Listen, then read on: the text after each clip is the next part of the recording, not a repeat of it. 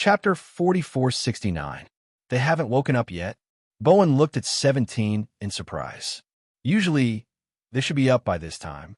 Are they sick? Did you go in and take a look? 17 hurriedly said, No, they slept late last night. Fu Qing heard this and pouted unhappily. He stood up and put his hands on his waist. 17, when I asked you just now, why did you say you didn't know? This, 17 sighed softly and said, Young Master Hao told me not to disturb them before they wake up, so he had been by their side for more than a year and understood their living habits. Fu Qing was more mischievous, so he didn't plan to tell him much. Fu Qing snorted. You're bullying me because I'm young. I'm going to tell my father. Fu Qing, they haven't woken up yet. It looks like we can't go. Do you want to come with us to play? Bowen asked and looked at Fu Qing beside him. Yes, I'll go with you. When he heard that they were going to play, he immediately smiled. I'll go memorize when I get back. Otherwise, if I can't memorize it tomorrow, great-grandfather will hit me.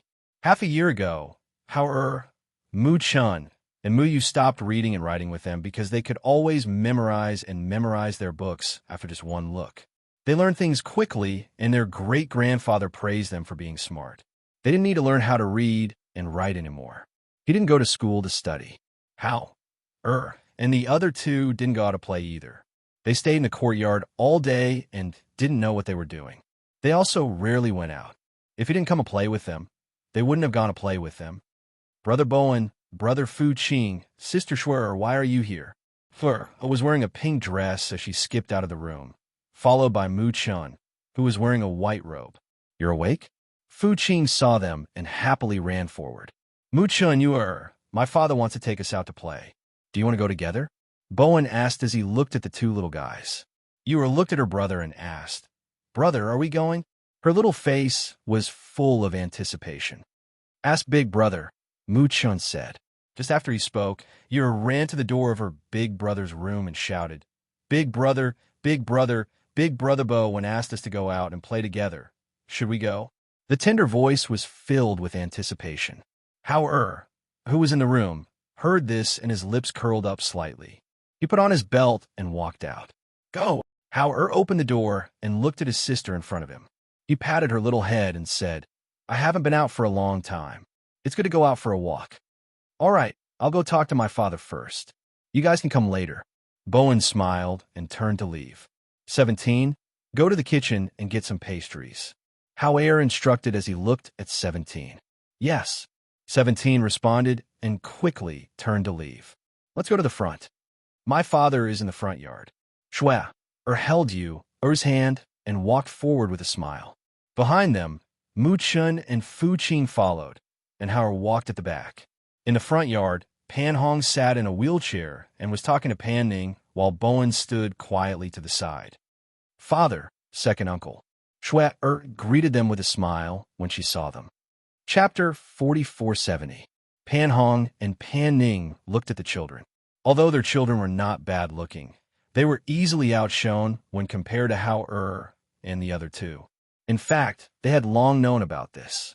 It was just that today, the difference seemed even more obvious. Hao was obviously different from usual.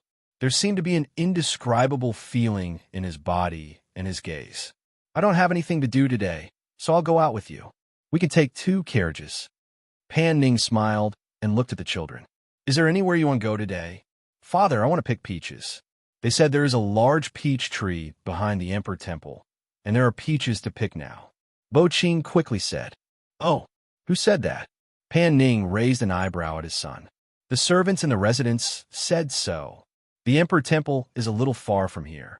It's getting late if we go now. He looked at the sky and said, Moreover, if we go now, we may not be able to make it back tonight. We can stay in the Emperor Temple. Since the children like it, we can stay there for the night and come back tomorrow. Pan Hong smiled and looked at his brother. Moreover, the Emperor Temple is quiet. I haven't been there for a long time, so it's a good time to take a look. Pan Ning thought for a moment and said, Since Big Brother has said so, then let's go. I'll let Father and the others know. You all get in the carriage first. That's great. Bo Qing jumped up in excitement. Bowen also had a happy smile on his face. Shui smiled as she leaned into her father's embrace. Picking peaches? You blinked and looked at Hao. Big brother, I seem to remember picking peaches before. Hao heard and nodded. Yes, you did. Their mother had a large peach forest. Muchen also thought about it. It seemed that such a scene had appeared in his memory, but he could not remember it clearly. Pan Hong looked at the three of them and smiled. Let's go. We'll get in the carriage first. He raised his hand, and a guard came out from behind to help him push the wheelchair. There were some things that he might not understand, but he could vaguely guess. However, since he didn't say anything, then he would just pretend that he didn't know. The two carriages were accompanied by 12 guards. There were also 8 secret guards protecting them in the dark. The carriages passed through the city and headed towards the Emperor Temple. In the carriage behind them, Fu Qing, Bowen, Shui and Pan Hong were in the same carriage. At this moment, Fu Qing was pouting with an unhappy expression. Uncle, why didn't my father let me ride in the same carriage as him? He looked at Pan Hong, who was drinking tea, and asked.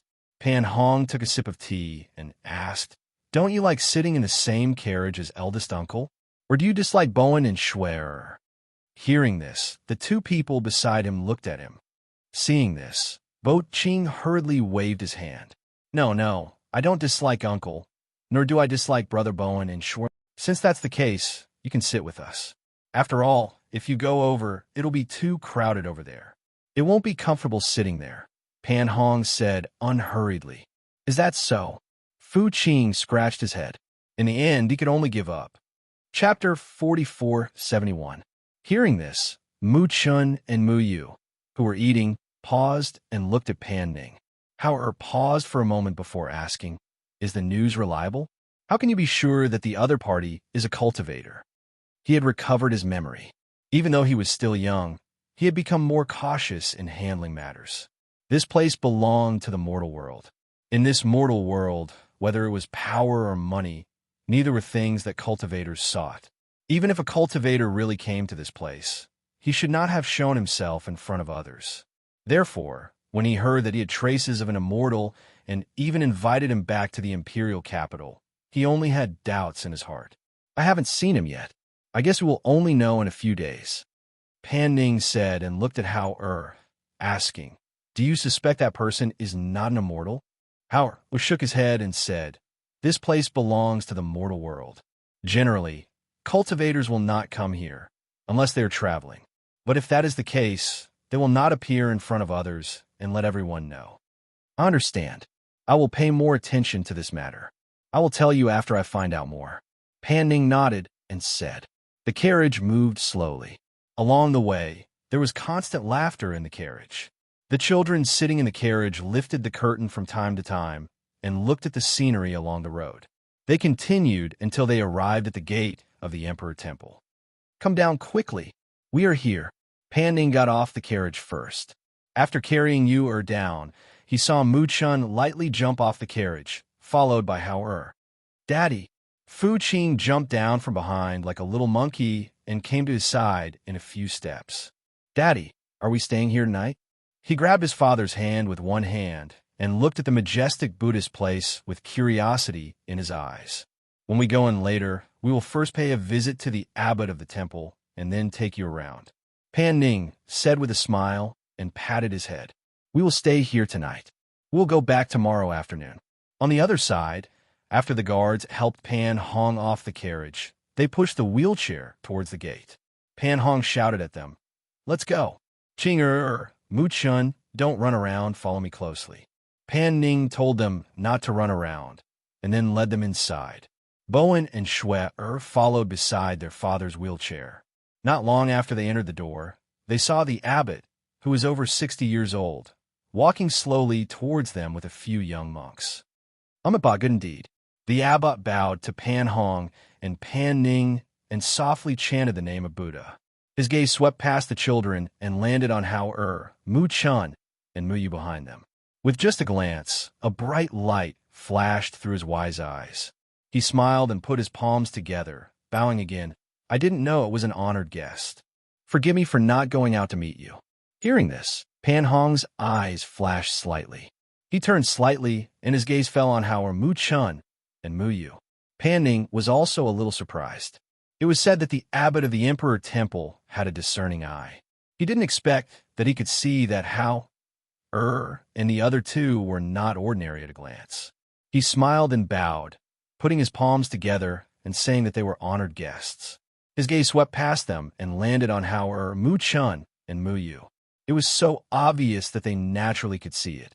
Chapter 4472. He had been intelligent since he was a child and was personally taught by his great-grandfather. His temperament was naturally different. However, he was still young, and there were many things he could not understand. Howard stood there quietly, neither arrogant nor humble. He looked at the abbot calmly and did not speak. As for Mu-chun, he pursed his lips and glanced at the old monk. His gaze fell on his bald head, and no one knew what he was thinking. Yu-er, on the other hand, was all smiles. Her pair of beautiful eyes curved into crescents, and her face had a pure and innocent smile. Great Master Huijin, it has been many years since we last met. You are still as energetic as ever. Pan Hong broke the silence with a smile. Young master, this old servant is looking forward to playing a few more games with you. He revealed a kind smile, and his gaze turned from the three children to Pan Hong. Of course I am looking forward to playing chess with you. He smiled and said, Great Master, this is my second brother, Pan Ning. Today, he brought a few children to disturb you. Greetings, Great Master Abbot. Pan Ning quickly bowed. The abbot looked at Pan Ning and smiled. Second Master, you are indeed a man of great fortune. Since the Emperor Temple has welcomed you today, I dare not neglect you. As he spoke, he ordered the little monk beside him, Clean up the east wing for our guests. Yes, the little monk replied and gestured for them to enter. Then I will bring the children over first, Pan Ning said. After bowing to the abbot, he left with the children. After they left, the abbot said to Pan Hong, Eldest master, this way please. Then he walked slowly. The guards pushed Pan Hong beside him. The two were like old friends who had known each other for many years. They chatted as they walked until they arrived at a quiet courtyard. The little monk left, and so did the guards. Only the abbot and Pan Hong were left in the large courtyard. On the stone table, there was a chessboard and a pot of tea. It was elegant and quiet. Pan Hong sighed. Today, when we meet again, Great Master is still the same. But I am sitting in this wheelchair and will never be able to stand up again. In less than 2 years, I have experienced the ups and downs of this world. The host poured 2 cups of tea and said with a smile, Everything is predestined. Young master, there is no need to sigh.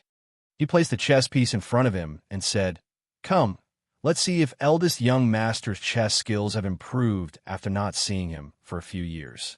Hearing this, Pan Hong smiled, picked up a chess piece, and slowly placed it down.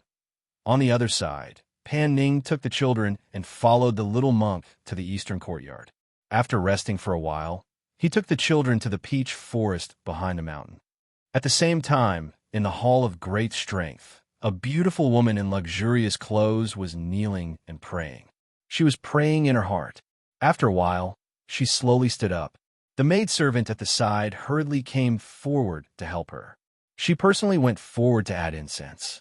When a monk at the side saw this, he said, If you are feeling depressed, why don't you take a walk in the peach forest at the back of the mountain?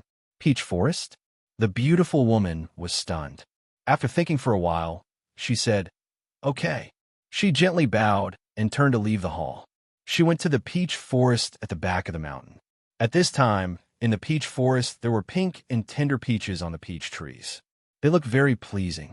After Pan Ning took the children into the peach forest, the children laughed and played on their own like caged birds.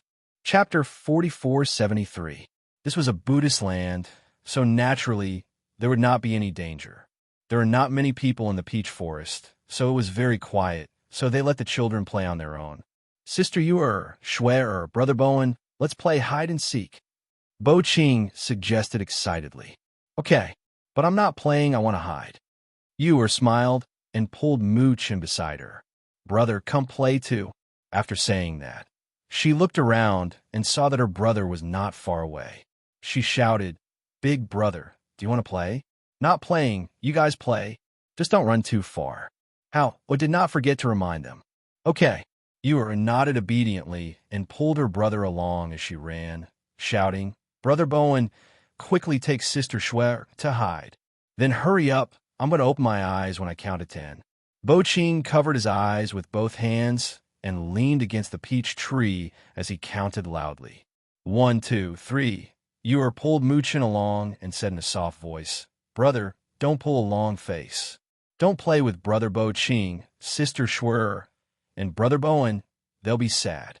Muchan pursed his lips and said, They only know how to play, too childish. Hearing these words, Ewer smiled and said, Big brother, we are all younger than them, but we're stronger than them. He raised his chin, looking proud and arrogant. That's because they're different from us. Ewer said with a smile and looked at the bigger peach tree.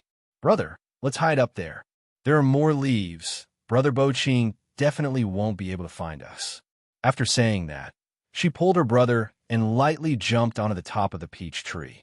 The two of them found a branch to sit on, and with the peach leaves as cover, Ewer picked 2 big peaches and wiped them on her body before handing one to Muchan.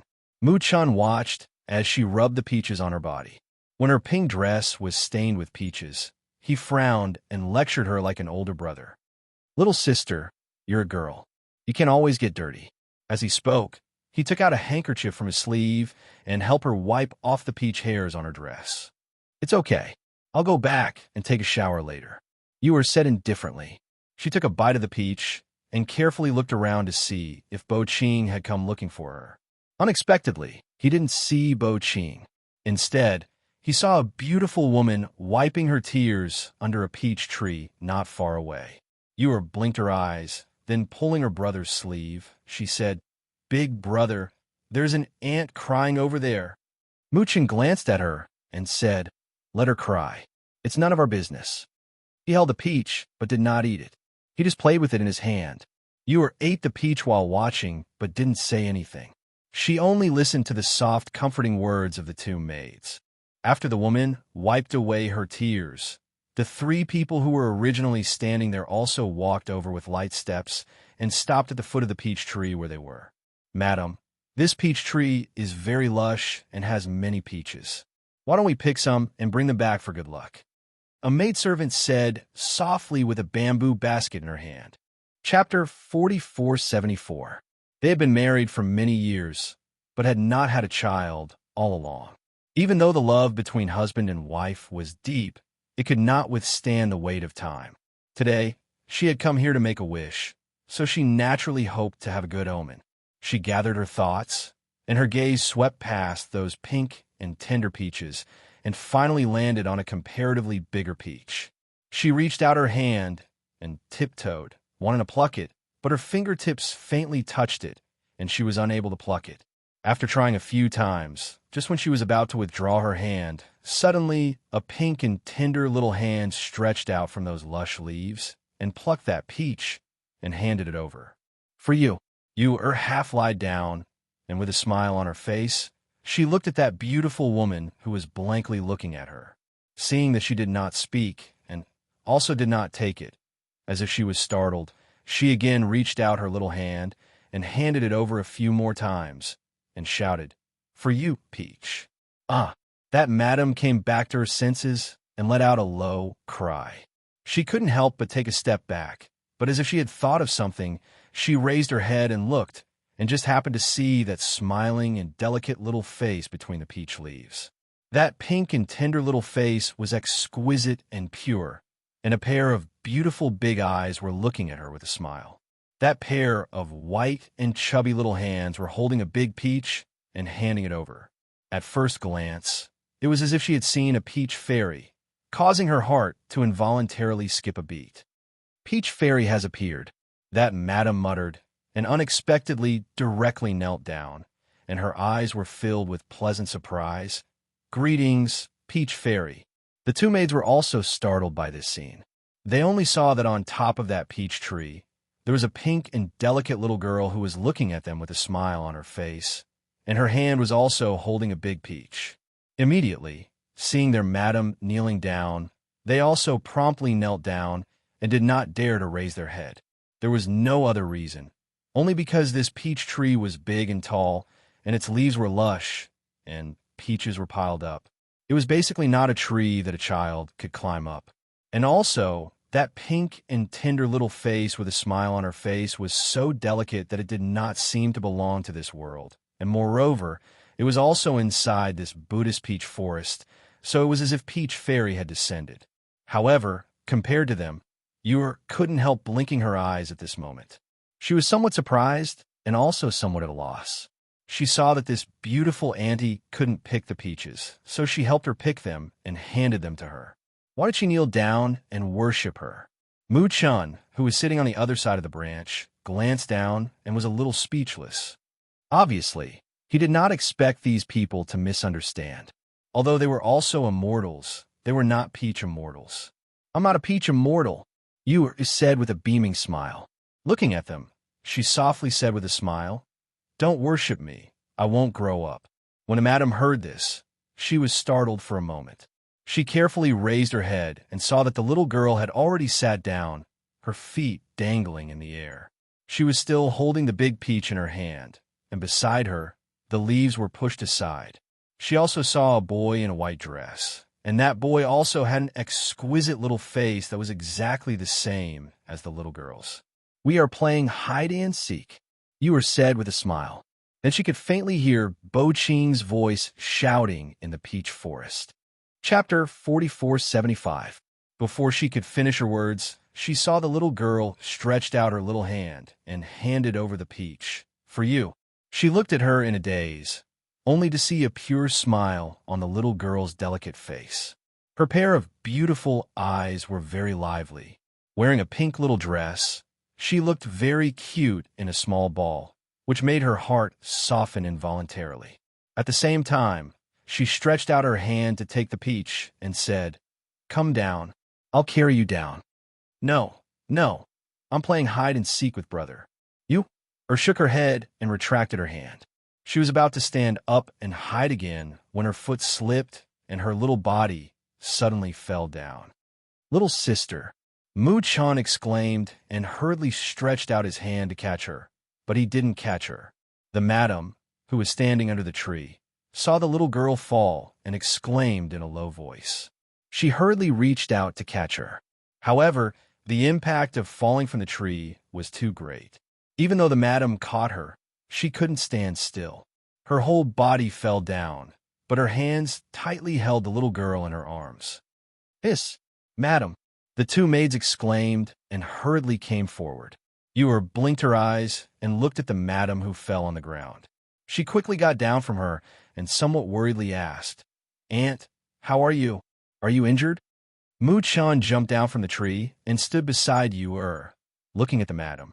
That madam smiled and said, "I'm fine." She rubbed her waist and felt some pain in her arm. Looking at her arm, she saw that the stone had cut her skin and a trace of blood was oozing out. "I'm bleeding."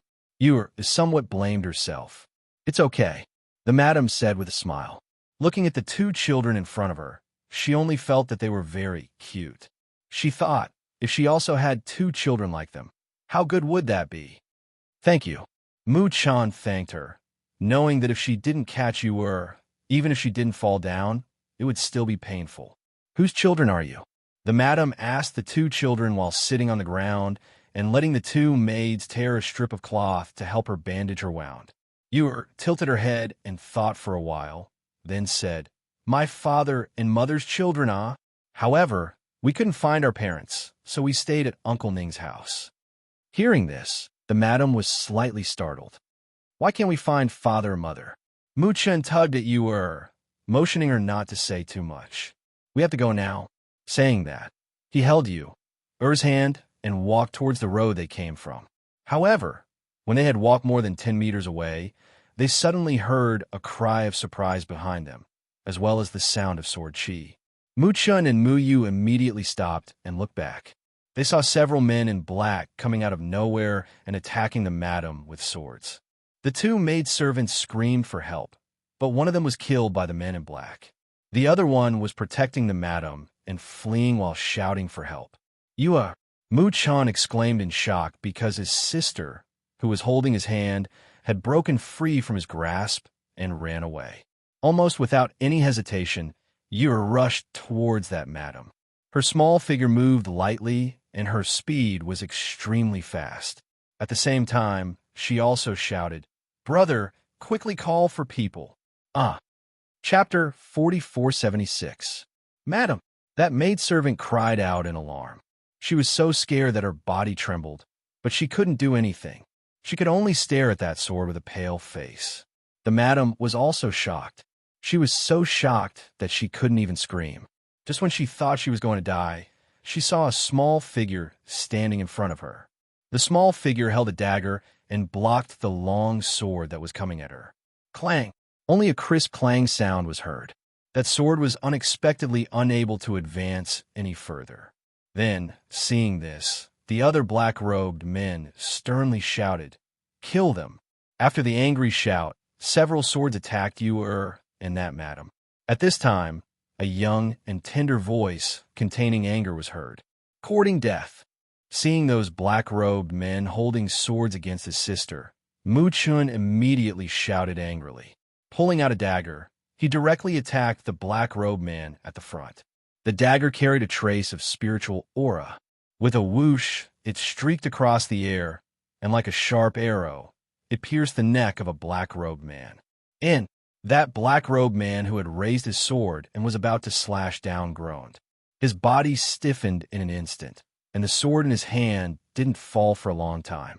His eyes were wide open in horror, and he stared straight ahead as if he didn't dare to believe that the dagger that killed him actually flew out from the hands of a 3- or 4-year-old child and accurately hit his vital point. Seeing this, those black-robed men were startled and looked in that direction. But when they saw that it was only a 3- or 4-year-old boy, they couldn't help but get angry and shouted, "Kill them! End this quickly!" How? Came over after hearing the voice. His figure flitted through the peach trees. Before he reached Yer and Mu Chen's side, he saw those black-robed men making killing moves. After glancing at those black-robed men, his heart slightly moved. 2 streams of chi shot out from his hand, knocking that madam and maidservant unconscious. "Big brother?"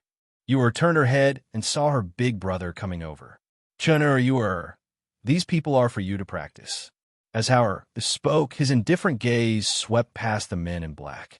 He did not make a move and chose to let Mu Chun and Mu Yu deal with them. After cultivating for so long, they had yet to experience actual combat. It was just a few black-robed men, so they could use them to practice their skills and courage. The 2 of them were startled for a moment, but they immediately understood what he meant, so they responded. Yer held the dagger and circulated the spiritual power within her body, and the next moment, she stepped forward. Mu Chun also rushed forward and removed the dagger from the black-clothed man's chest. Spirit force surged in his palm, and killing intent overflowed from his eyes. The 2 of them had been cultivating for a long time and were very proficient in both their movement techniques and martial skills.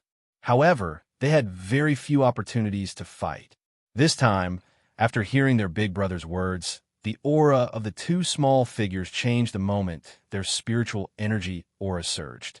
Unlike their usual appearances, at this moment, both their bodies and their eyes were filled with killing intent.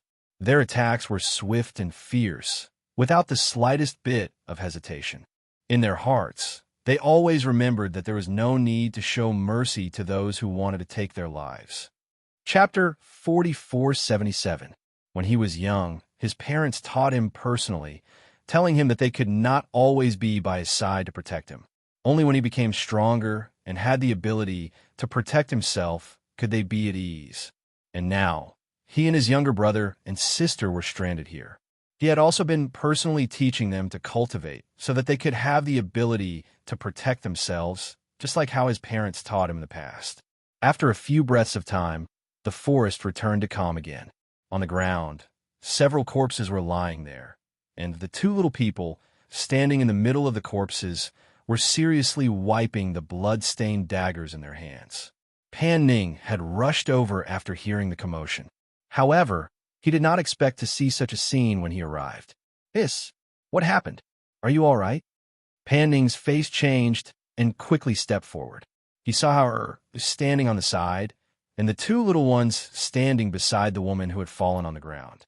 "Uncle Ning, we are fine," Yura said, looking at the corpses on the ground and slightly lowering her head. Mu-chun looked at the corpses with a taut face. His eyes were calm, as if those people were not killed by him. Pan Ning stepped forward to check. His brows furrowed slightly, and his face was solemn. He said, "Did the Death Warriors sneak into a peaceful place of Buddhism?" Looking at the dead Death Warriors, he looked at the children with a complicated expression. Apart from them, there was no one else here. Therefore, he knew very well who killed these men of sacrifice. They wanted to kill this ant, and then wanted to kill us, so we killed them. Yura whispered, somewhat uneasily grabbing the corner of her clothes. Pan Ning sighed softly and said, "Don't be afraid, it's all right." He patted Yura's little head, but when he spoke, he felt strange. These children even dared to kill Death Warriors. Why would they be afraid? "I tell you, if someone asks later, you can say that these people were killed by me. As for the rest, don't say a word," Pan Ning instructed, knowing that this matter was not so simple. The three responded and looked at him. "However, take them to Bowen and the others first, and then take them back to the courtyard to rest," Pan Ning said, glancing at 17 from the corner of his eye. "All right, How?" replied before leading his younger siblings away. "Young Master Hao, young Master Chun, Monsieur." When 17 saw them, she quickly bowed.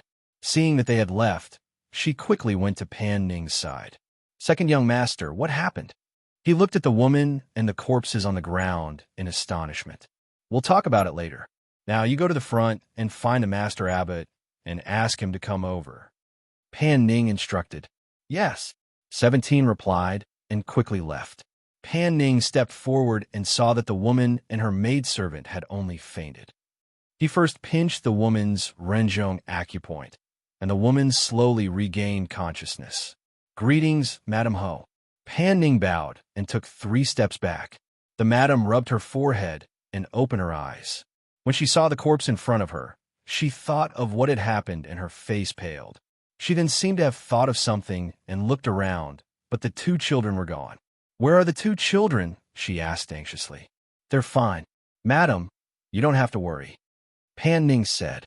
Chapter 4478. "Yes," Pan Ning replied. He looked at her and said, "Madam, what happened here just now?" On the other side, the abbot and Pan Hong were playing chess when they saw a young monk rushing in with 17. "Abbot, it's not good. This benefactor said that there was an assassin in the back of the mountain and someone died." The young monk hurriedly said, "Eldest young master, Master Abbot." 17 looked at the 2 and hurriedly bowed. Pan Hong frowned and looked at 17. He asked what happened. Why would an assassin sneak into a Buddhist place? "Eldest young master, Master Abbot, it was the second young master who asked me to invite you 2 over. I don't know anything else." The abbot stood up and said someone died in a Buddhist place. "It's not a small matter. I'll go and take a look. Eldest young master, don't worry. You can follow me later." As soon as he finished speaking, he quickly left with the young monk. "Are the children all right?" Pan Hong asked. "The young masters and young ladies are all fine. The second young master is not injured. Eldest young master, you don't have to worry," 17 said and led the way. Behind them, the guards pushed the wheelchair and followed. When they arrived at the peach forest, the abbot, Pan Ning, and the madam had already talked for a while. The abbot, who understood the situation, said softly, "Amit Ba, everyone must be frightened. Please go back and rest. I'll take care of things here." "Thank you, Master Abbot." The madam bowed slightly and thanked Pan Ning. "I really have to thank the second young master today. If it weren't for you, I'm afraid I wouldn't have survived today. Why go back? I'll definitely thank you with a generous gift." "Madam Ho, you're too polite," Pan Ning hurriedly said. The home madam bowed again and left with the help of the pale-faced servant girl. "These are men of sacrifice." Pan Hong glanced at the corpses on the ground and knew that these were not ordinary assassins, but men of sacrifice. "They came for the madam. I just happened to meet them," Pan Ning said. "Master, I'll leave the things here to you. We'll go back first." The abbot clasped his hands together and bowed slightly. After watching them leave, He looked at the corpses on the ground, and a thoughtful look flashed through his wise eyes when they arrived at the courtyard. Pan Hong entered the side room and called out to Pan Ning, who was about to enter the room, "Come with me." Pan Ning's footsteps paused. He felt a little helpless. He knew that other people might believe those words, but his big brother definitely wouldn't. After entering the room, Pan Ning closed the door behind him. Two bodyguards stood outside and looked at his big brother. He then asked, "Big brother, why did you call for me?" Pan Hong poured a cup of tea and said, "Don't you think you should tell me about it? With your skills, how could you deal with a few dark guards alone without any injuries?" Pan Ning remained silent, not knowing what to say. Pan Hong drank a cup of water and said, "Ever since you brought Hauer and the other two back, you've been hiding more and more things from us. You know that we're a family. Even if there's something you can't tell outsiders, can't you tell us? If this continues, have you ever thought that one day you won't be able to protect them at all?" Chapter 4479. Hearing this, Pan Hong was shocked. What was the identity of the three children? How could they make him guard their identity and not mention a word? In that case, I only ask you one thing. At that time, I was diagnosed by the imperial physician and the doctor that I would not live past that night, but I survived. Was it Hao, and the others who saved me? This question had been hidden in his heart for a long time. He did not believe those words that were said to the outside world, but he knew that since Pan Ning said those words, it must be to cover up some truth. Therefore, he guessed that his survival had something to do with Hao and the others. However, even if he guessed in his heart, even he was not willing to believe it. After all, the three of them were only children. Pan Ning looked at him for a long time, then took a deep breath and replied, "Yes." Pan Hong's eyes narrowed. Even if he had guessed it, his heart was still shocked when he heard him admit it. He took a deep breath and slowly exhaled, saying, "I know. You could go back. After encountering such a scene today, I guess they were frightened. Go and see them." Hearing this, Pan Ning secretly breathed a sigh of relief in his heart. Even if his elder brother guessed that his survival had something to do with Hao and the others, he would never have thought that the three children were already people who dare to kill. How could they be easily frightened? Just as he was about to go out, he heard his elder brother's voice behind him. Wait a moment. Pan Hong seemed to have just reacted. He glanced at him and asked hesitantly, "Those black-robed men couldn't have been killed by Hao, right? How could it be?" "Elder brother, I'll go first to see the children." Pan Ning turned back and smiled embarrassedly. Without waiting for him to say anything else, he quickly left. Seeing him like this, how could Pan Hong ask more? He just felt that it was inconceivable. In the room on the other side, the 6 children were all sitting in a room. Compared with Bowen, who had a more introverted personality, Bo Ching was like a little monkey walking around the room, looking at this and playing with that, and asking all kinds of questions. Yu obediently sat at the side of the table with her hands supporting her chin, blinking her beautiful and pure eyes. She had an innocent appearance. No one would have thought that such a well-behaved, pure, and harmless child would actually kill 3 specially trained death soldiers just a moment ago. Mu Chan sat by the side and didn't say anything. He just pursed his lips and listened to Bo Ching talk nonstop. From time to time, Shui would turn her head to look outside the room. Bowen sat there quietly, occasionally looking at Hao who was sitting in the corner. No one knew what he was thinking. When Pan Ning walked in and saw that the children were all there, he said, "You must be tired today, right? After the meal, let's all rest first. Tomorrow morning, we'll take a stroll around the temple. After lunch, we'll return." Other than Hao and the other two, Bowen and the other two didn't know what had happened. Hearing him say this, Bowen said, "Second uncle, I heard from the monks in the temple that someone died at this time. That has nothing to do with us, and it has nothing to do with your children. Don't think too much about it. All right, let's go. Let's go eat first," he said with a smile, and looked at Hao, Mu Chun, and Yer. The children followed him to eat. By the time they returned, the sky was already dark. After freshening up, they returned to their rooms early to rest. Chapter 4480. Big brother, can we use the stick to ask when we're going home? Yu asked, holding her brother's hand on the left and her brother's hand on the right. You can shake it later and then take it to see if it's accurate. How? or said with a smile, holding her hand and walking slowly. Big brother, we are immortals. Why do we have to worship Buddha? Muchin asked, puzzled. They were obviously immortal cultivators. His brother also said that their parents were very powerful and were the monarchs of heaven and earth. Since that was the case, why did they still have to worship Buddha? How? Or looked at the hall in front of them and said, we don't worship or kneel. We will only shake the stick. You have to remember that in this world, except for our parents and our elders, no one else is qualified to make us kneel and kowtow. Hearing this, Mu Chun and Mu Yu nodded and secretly remembered it in their hearts. Big brother, is Buddha powerful or immortals powerful? Why do people here only worship Buddha and not immortals? Yu asked curiously. Howard paused, thought for a moment and said, I don't know. When we see father and mother in the future, we will ask them. Okay, Yu asked with a smile. The three of them came to the hall. Perhaps because it was still early, other than the three of them, there was only the abbot, who they saw yesterday, standing in front of the lamp adding oil, and a middle-aged monk standing behind the abbot. Seeing them enter, the abbot and the monk glanced at them. This was the first time the middle-aged monk saw the three of them. He felt that these three children were born with the looks of dragons and phoenixes and were extremely outstanding. However, in the next moment, the three children's actions stunned him. After the three of them came in, they only bowed to the golden Buddha above the hall. Then the little girl went to the front and picked up a stick. She took out another stick and looked at it, puzzled, and asked, Big brother, how do we shake this? There are only numbers on it and nothing else. Does this mean that the number is shaken out? Looking at this scene, the middle-aged monk secretly shook his head and walked over, saying, Which family are you children from? Why didn't you come with an adult? He came to the three children and said, How can you be so polite when you see Buddha? You have to kneel and make a wish with all your heart. Then Buddha can hear your thoughts. Hearing this, Yu blinked her eyes, then curiously asked, Can he hear us? If it was an adult who spoke like that, the middle-aged monk would have been enraged.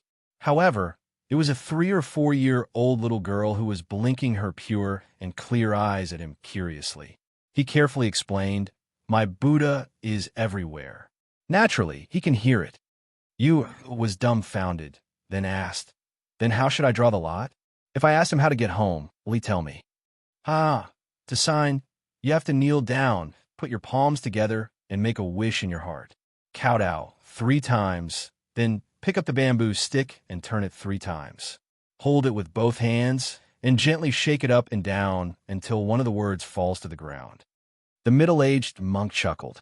Looking at how adorable this little girl was and how innocent she was, he decided to teach her in detail. And Yu understands.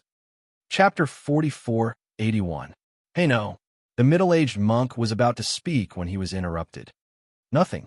The abbot opened his mouth and shook his head slightly, indicating that he didn't need to say anything. The middle-aged monk was startled. After glancing at the abbot, he looked at the little girl who was shaking the stick. The stick made a sound as she shook it. The crisp sound echoed in the hall, one sound after another. The abbot also stepped forward and stood quietly at the side to watch. After a long time, a stick fell to the ground, and the stick container also stopped. Yu was happy. She smiled and picked up the stick. Little benefactor, let this old monk help you solve the stick. The abbot stepped forward with a kind smile on his face. Yes, here. Yu handed the stick to him and looked at him with a pair of beautiful eyes. She asked with some expectation, Can this tell me when we can go home and see father and mother? The host smiled and looked at the bamboo stick. In the next moment, the smile on his face froze. He saw that this was an unmarked bamboo stick. He carefully looked at the other half of the bamboo stick again. There was still no sign on the front or back. Just as he was frowning, he saw that on the bamboo stick, there were golden words floating. Seeing this, he couldn't help but be shocked. This, how can this be? The middle-aged monk was also shocked. He opened his eyes wide in disbelief. Generally, only the number was written on the bamboo stick, and then the corresponding number was taken. However, there was no sign on the bamboo stick. At this moment, lines of golden words appeared out of thin air. Even though he had stayed in the Emperor Temple for many years and solved the sticks for more than 20 years, he had never encountered such a shocking thing. Since they saw it, Howard naturally saw it too. Looking at this scene, Howard didn't say anything. He just glanced at it and then looked at the golden Buddha statue in the hall. He was also a little surprised. Immortal fetus is pregnant with a dragon and a phoenix is born. However, there is no fated star in the heavenly palace. It is difficult to survive. Let nature take its course and don't force it. The abbot softly read these words, but the hand holding the stick trembled slightly.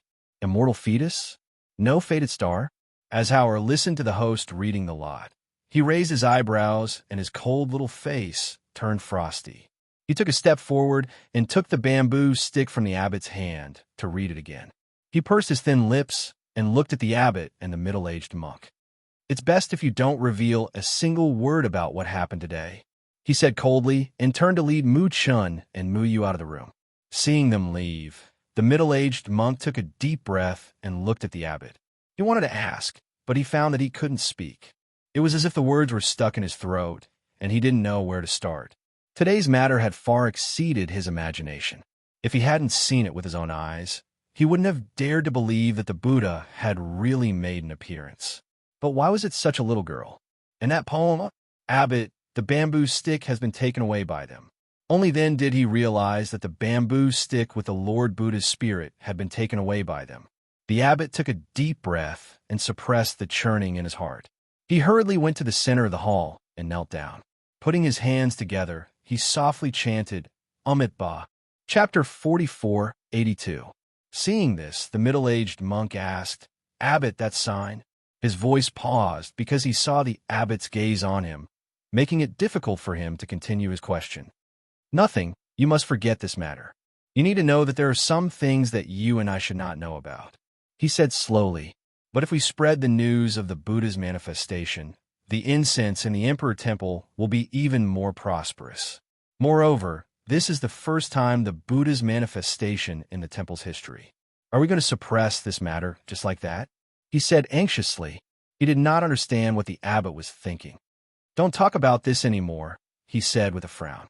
He glanced at him and said, Remember, don't tell anyone about this. As soon as he finished speaking, he walked out. Seeing the abbot leave, the middle-aged man opened his mouth, but in the end, he just sighed softly and shook his head. He walked to the corner and sat down beside the sign.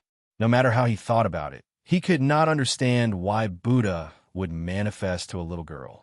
On the other side, Mu Chun and Mu Yu looked at their big brother who was holding their hands as he strode forward.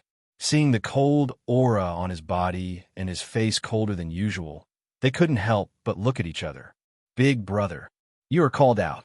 How? Or stopped and looked at you, then at Mu Chun. Don't worry, I will protect you. I won't let anything happen to you.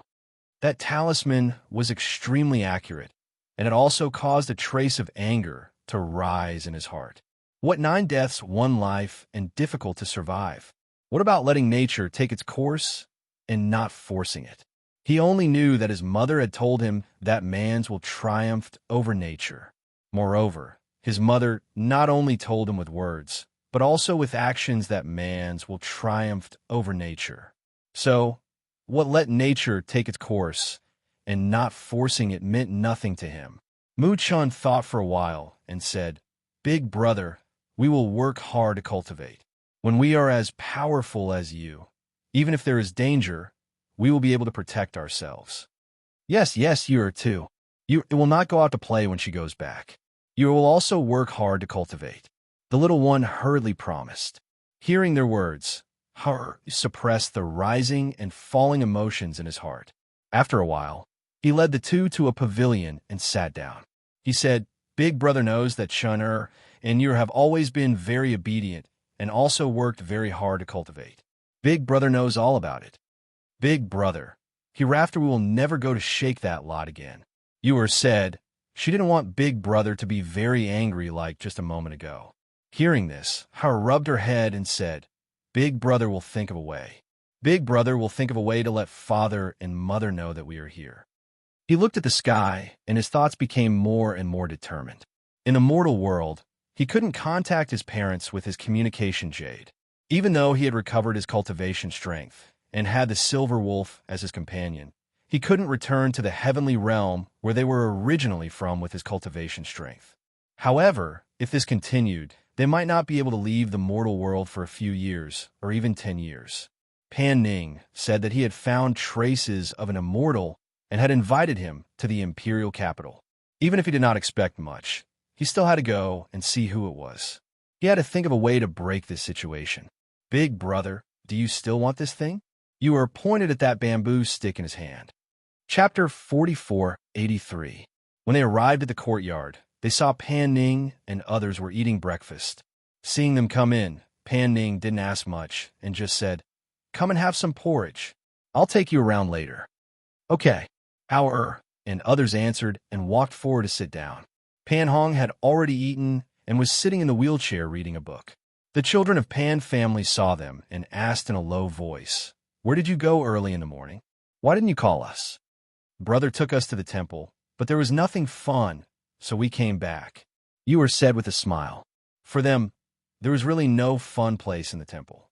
If there was a place for them to play freely, it was only the peach forest at the back of the mountain. However, someone died in the peach forest yesterday, so they wouldn't let them go again. But the peaches in the peach forest were very good, so she wanted to pick some back.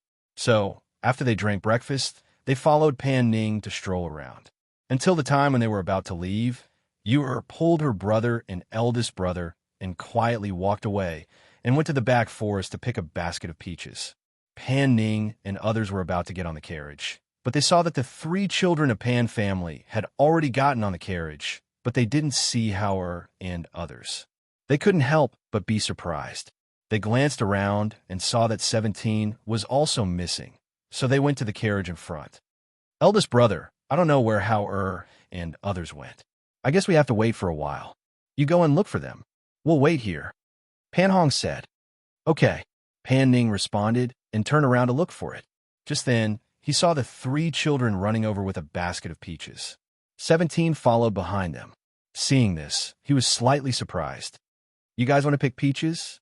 And then, "We picked some back for great-grandfather and others to taste." You were said with a smile. Hearing this, Pan Ning couldn't help but smile. He reached out and took the basket in Hauer's hand and said, "Give it to me.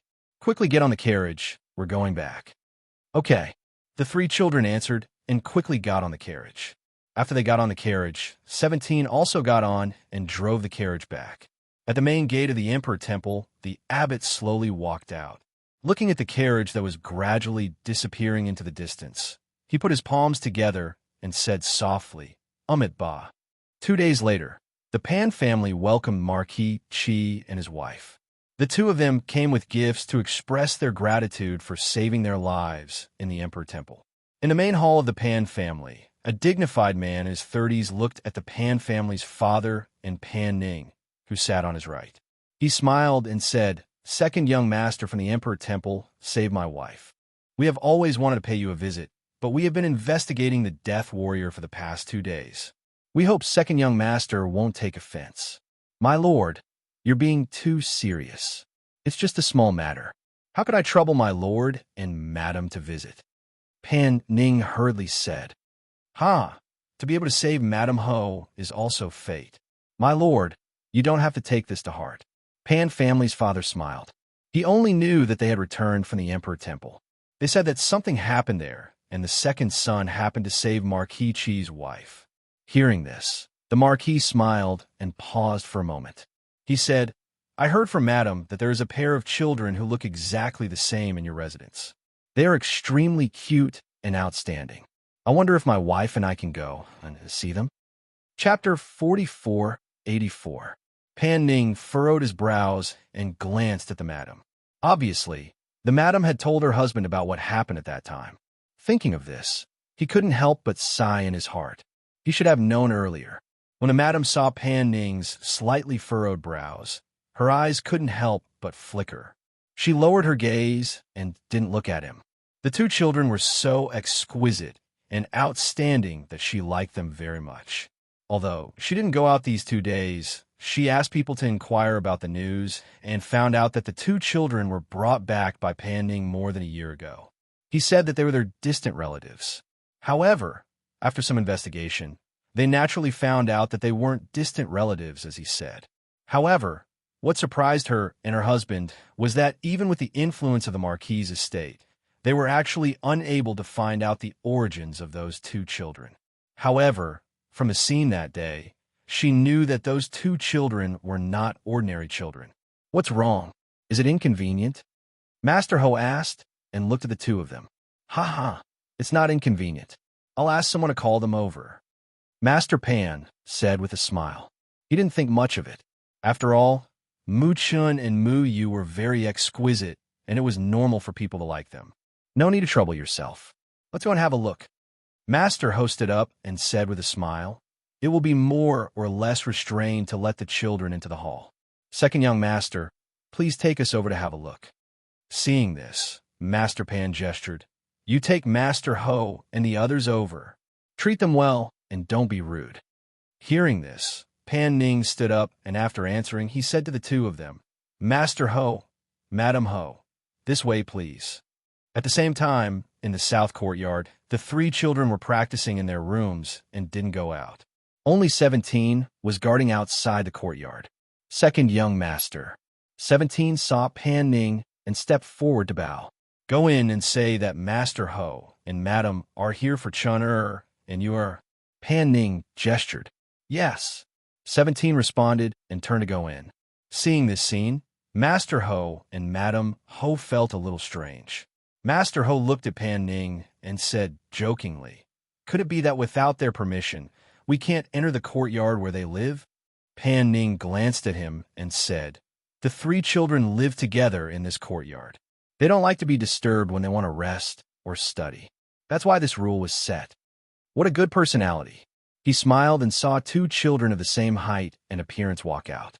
When he saw the two children, his eyes couldn't help but light up. What an exquisite pair of children. He couldn't help but praise. His gaze fell on the two children and sized them up. The more he looked, the more surprised he was. The two children were no more than 3 or 4 years old. The little boy in the white robe had a noble aura about him, while the little girl in the pink dress had a spiritual aura about her. She looked very adorable. Uncle Ning. The two of them called out and looked at the two people at the side. This is the Lord Marquis and Lady Marquis. They said they wanted to come and see you. Pan Ning introduced them briefly and did not say anything else. Looking at the two children, Madam Ho couldn't help but smile. She squatted down and held Yu-er's little hand, saying, Children, look what I brought for you. While speaking, she took out a box from her sleeve. When she opened the box, there were 2 luminous pearls the size of egg yolks inside. Chapter 4485. When Pan Ning saw the 2 luminous pearls, his eyes couldn't help but flicker with a touch of surprise.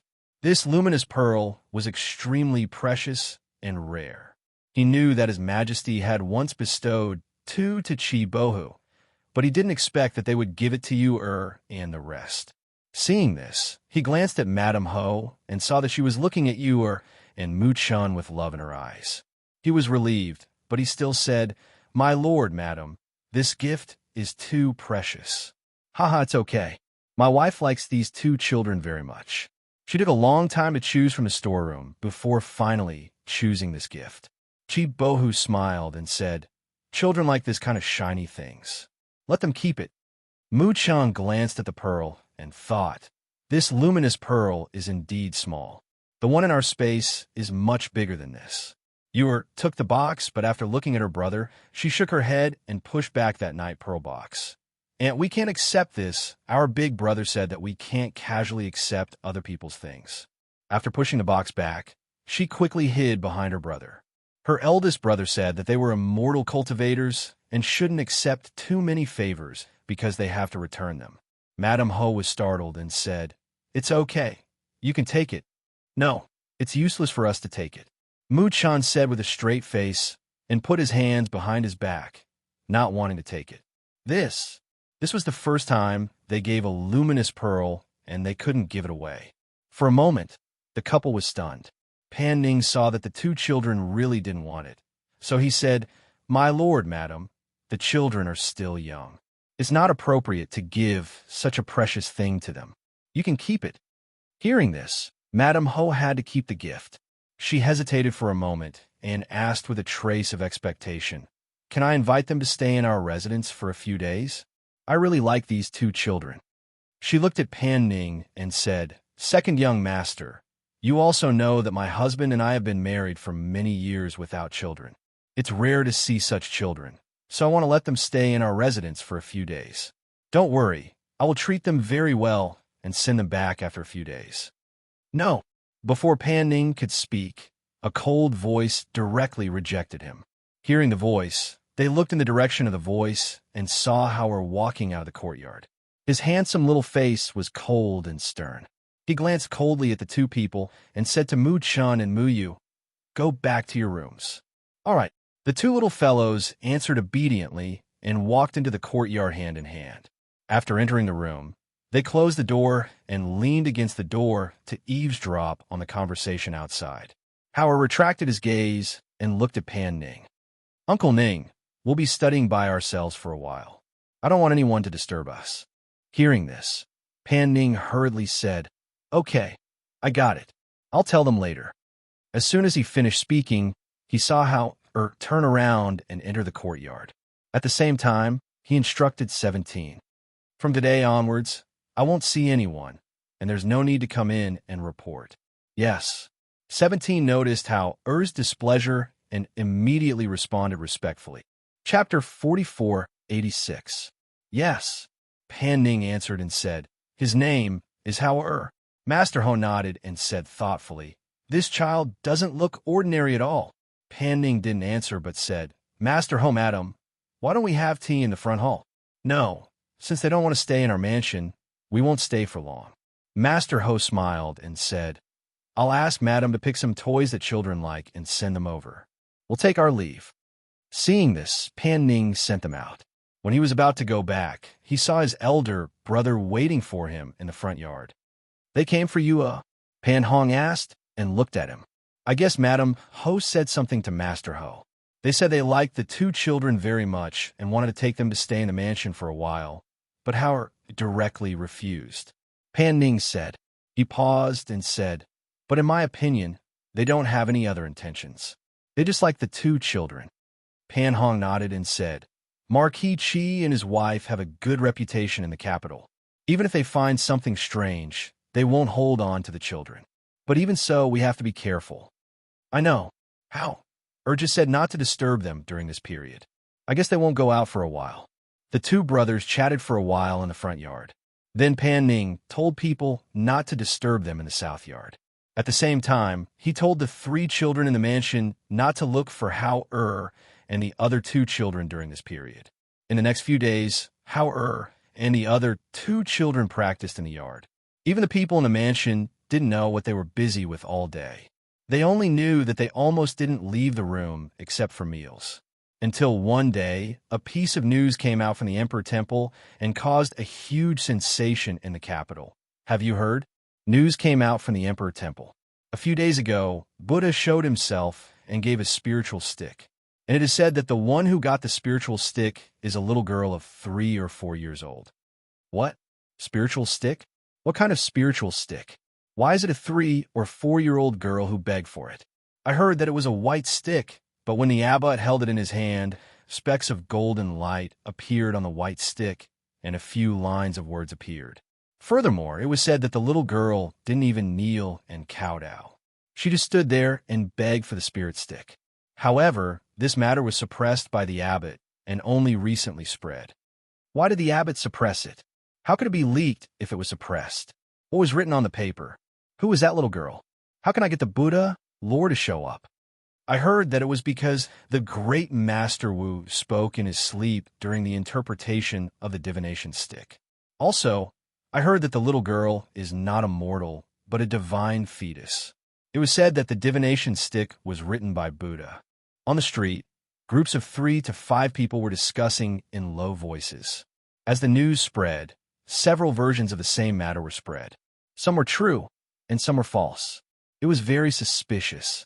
When the members of the Pan family heard the news, the father and son of the Pan family gathered in the main hall, looking at Pan Ning with serious expressions. Pan Ning's father asked, "What's going on? Why did such a rumor come out when you went to the Emperor Temple? Now it is spread outside, and the more it spreads, the more outrageous it becomes. His Majesty already knows about it, and sent people to the Emperor Temple to invite the abbot and great Master Wu to the palace." Pan Hong frowned and thought deeply. Chapter 4487. I'll go with you to the south courtyard and ask what's going on. Then we can make preparations as soon as possible. Pan Hong pushed the wheelchair to Pan Ning. Okay. Pan Ning pushed him out and said to his father, "Father, we'll go and ask." "Don't worry." Pan Ning's father watched them leave and shook his head with a sigh. He also got up and walked out.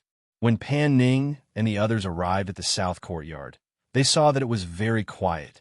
They didn't see the three children come out, so they asked 17 to go in and inform them. "First young master, second young master Hao told us not to disturb them these days."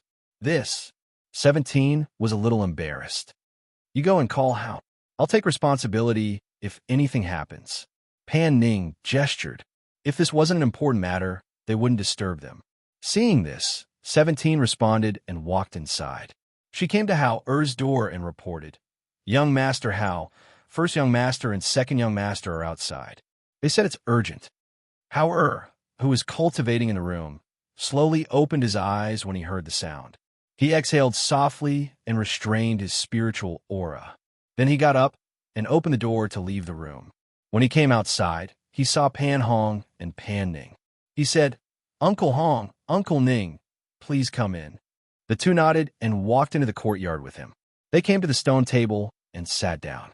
Before he spoke, Pan Ning told him, "We came to find you because we have something to ask. That day, when we went to the Emperor Temple, did you ask for some kind of sign?" Hearing this, Howard glanced at them and asked instead of answering, "What's wrong?" The Pan brothers looked at each other. Pan Hong said, "It said that the Buddha of the Emperor Temple showed that the person who asked for the sign was a divine fetus. Now the news has spread. The abbot of the Emperor Temple and Nothingness have been summoned to the palace by His Majesty. It won't be long before people from the palace come here. So we want to ask, what kind of sign was it? Was there really a vision?" Howard's handsome little face turned cold. He asked, "How did the news spread?" "It said that other monks heard Nothingness talking in his sleep, so it spread."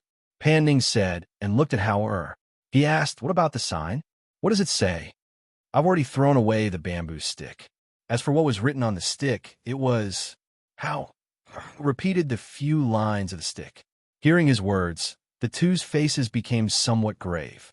Pan Hong's eyes were filled with unconcealable astonishment and blankness.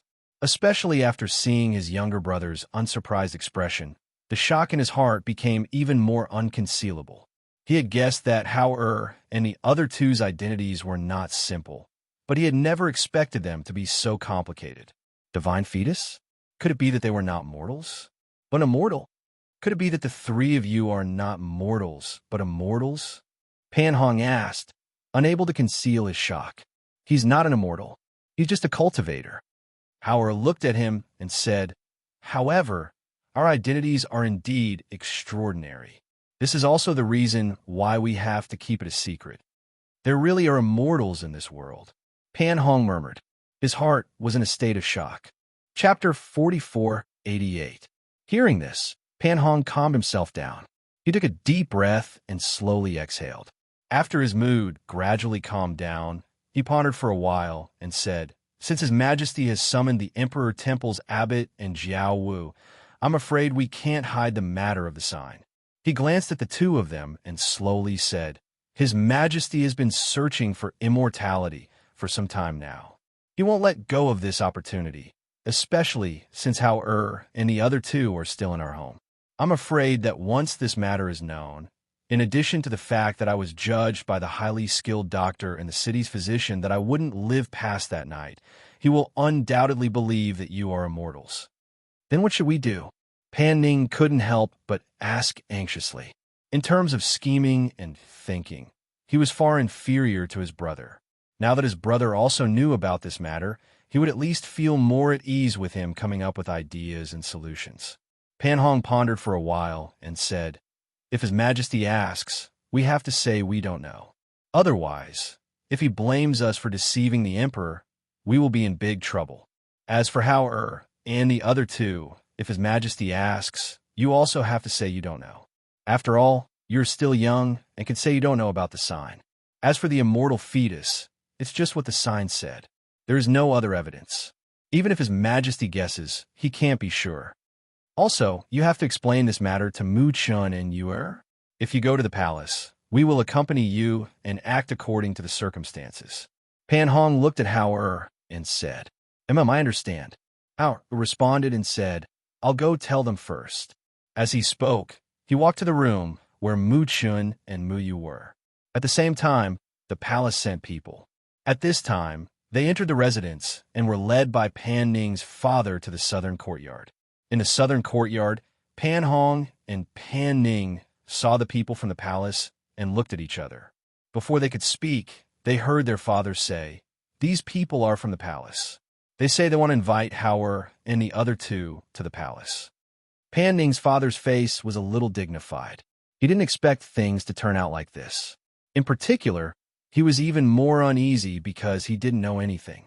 In the room, after Hao explained a few things to Mu Chun and Mu Yu, the three of them went out of the room.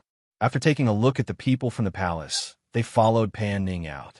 Apart from Pan Ning, no one else in the Pan family was allowed to come along. Even Pan Hong was ordered to stay behind. The three children followed Pan Ning into the palace and came to a side chamber.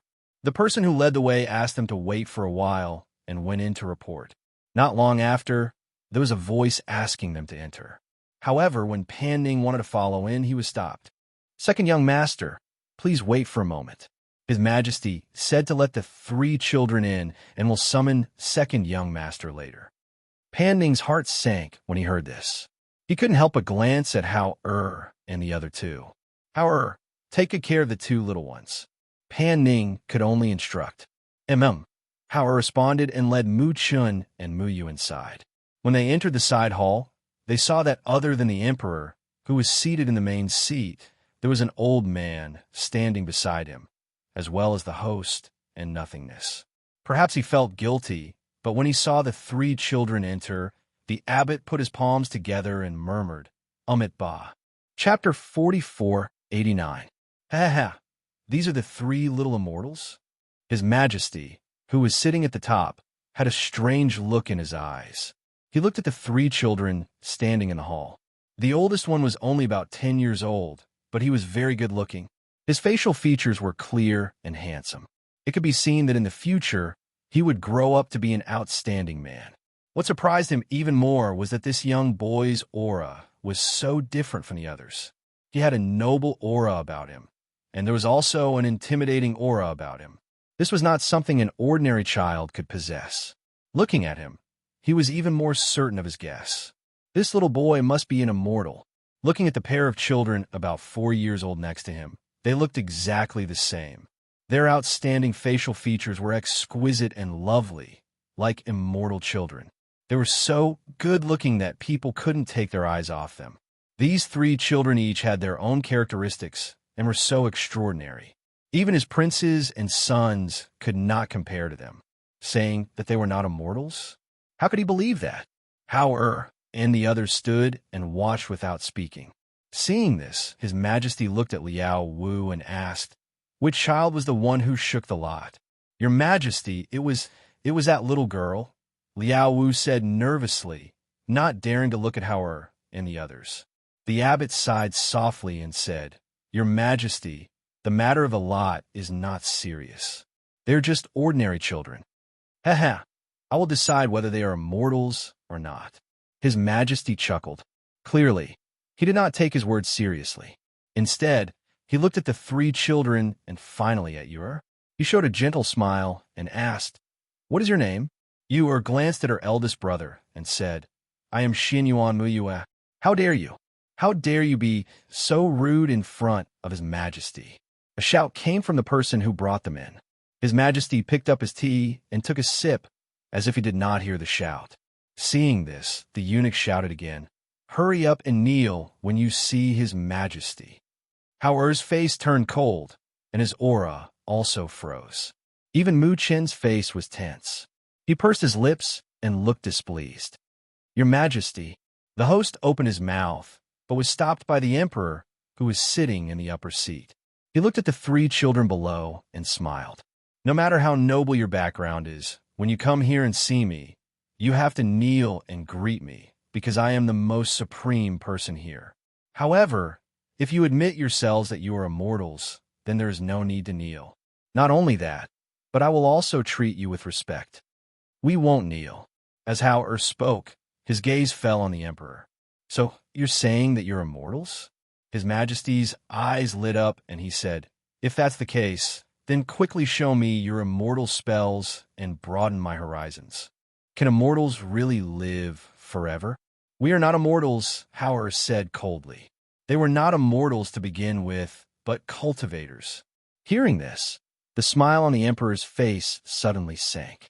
The teacup in his hand was slammed to the side with a loud bang. The tea spilled out of the teacup and splashed all over the table. "How dare you make fun of me?" Chapter 4490. "Amit Ba, your Majesty, please quell your anger," the abbot said softly. He stepped forward and said, "They are only children." The commotion in the side chamber made Pan Ning, who was standing guard outside, anxious. He tried to enter several times, but was stopped. He could only pace back and forth anxiously. In the side chamber, "Children? Humph. Have you ever seen a child remain neither arrogant, humble, nor panicked in the face of my wrath?" He snorted coldly and narrowed his eyes as he stared at the 3 children. He secretly admired them in his heart. These 3 children were so young, but their courage and insight were very big. It seemed that they really were immortals. His face was angry, but his mind was racing. His dignified gaze swept to the abbot and Liao Wu. He said, "You two leave first." "Your Majesty, leave," he shouted again in a low voice. Helpless, the abbot could only sigh softly and walk out. Behind him, Liao Wu walked quietly with his head lowered. The eunuch who brought the 3 children in also quietly left. Only the emperor, an old man beside him, and Hao Er were left in the large side chamber. He eased his expression and looked at the 3 people standing below. He said, "Tell me, who are you people? Since you are immortals, why are you here? How did you come here? Is there really a place for immortals in this world?" "I don't know," Hao Er said. He wasn't afraid of that person. With his current strength, he could naturally protect his younger siblings in this mortal world.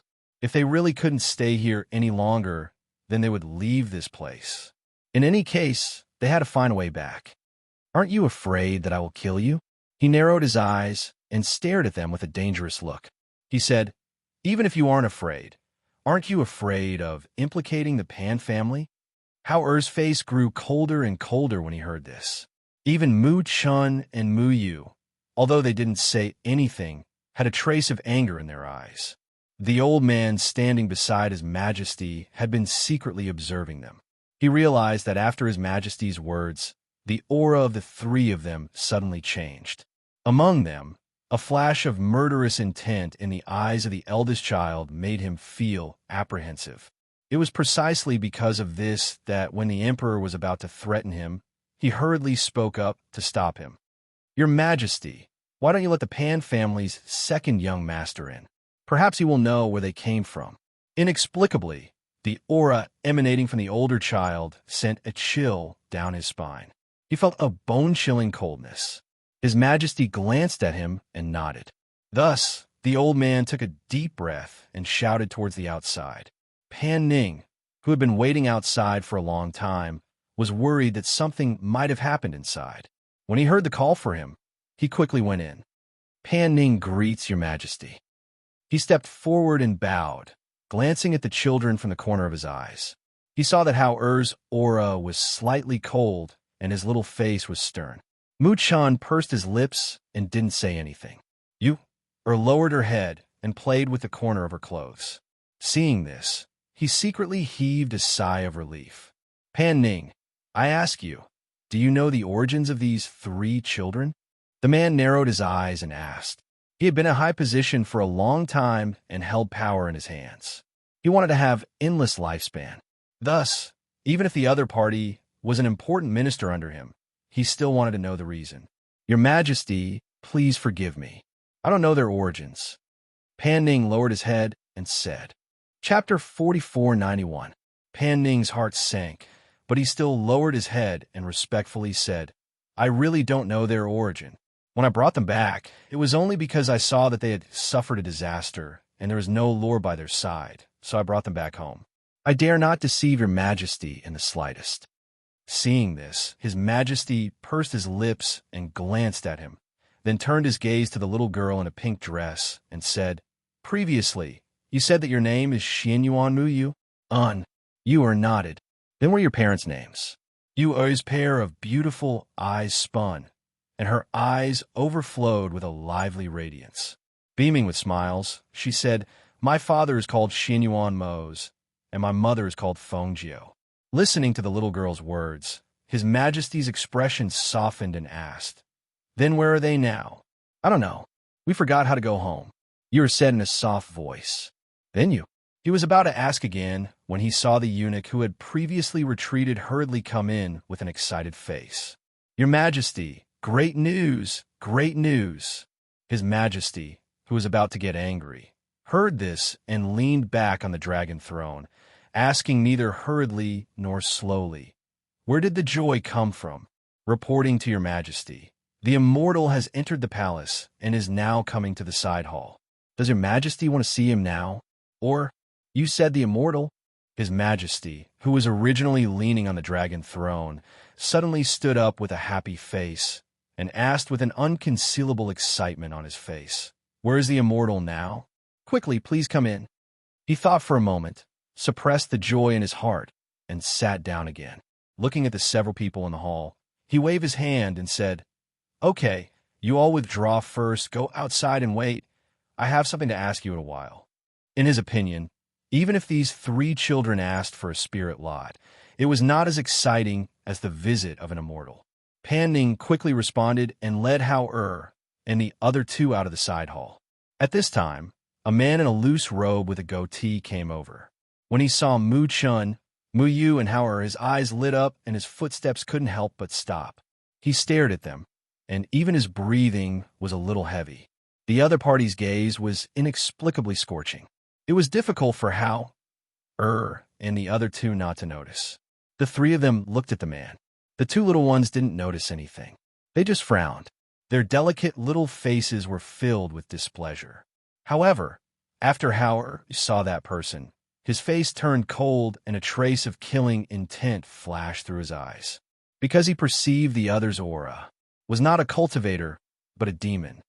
Hao, what's wrong? Pan Ning couldn't help but ask in a low voice when he saw him stop and stare coldly at the immortal. Hao watched as the eunuch brought the man in and disappeared from sight. Only then did he say, This is not the place to talk. Pan Ning nodded. There were many eyes and ears in the palace, and this was definitely not a place to talk. But His Majesty told them to wait outside, and they couldn't go far. Umitbop, benefactors. The host's voice sounded, and they looked over to see him and Liao Wu standing not far away looking at them. Seeing this, Pan Ning led them over. Before he could speak, the host looked at Hao and the other 2 apologetically and said, 3 benefactors, we have caused trouble for you. He felt very apologetic, but unfortunately, now that things had developed like this, there was no way to cover it up. Chapter 4492. Being looked at so coldly by a small child, Master Wu also lowered his head in shame. After all, they were in the wrong in this matter. Moreover, they were monks, yet they had caused the 3 children to fall into such a situation. They really shouldn't have done that. What's done is done. There's no point in talking about it. Pan Ning said and patted Mu Chen's shoulder. While the few of them were chatting, in the side hall, the emperor was looking at the man in the loose robe with suspicion. This man is an immortal? He doesn't look any different from us. Could it be that he's a fake? Therefore, he wanted to test him. May I ask, immortal, where is your home? What kind of immortal technique do you practice? May I have the honor of witnessing an immortal's immortal technique? he asked, his gaze falling on the bearded man. He, this little immortal has been traveling around. I heard that your majesty has the heart to seek immortality, so I came to take a look. He stroked his beard and smiled.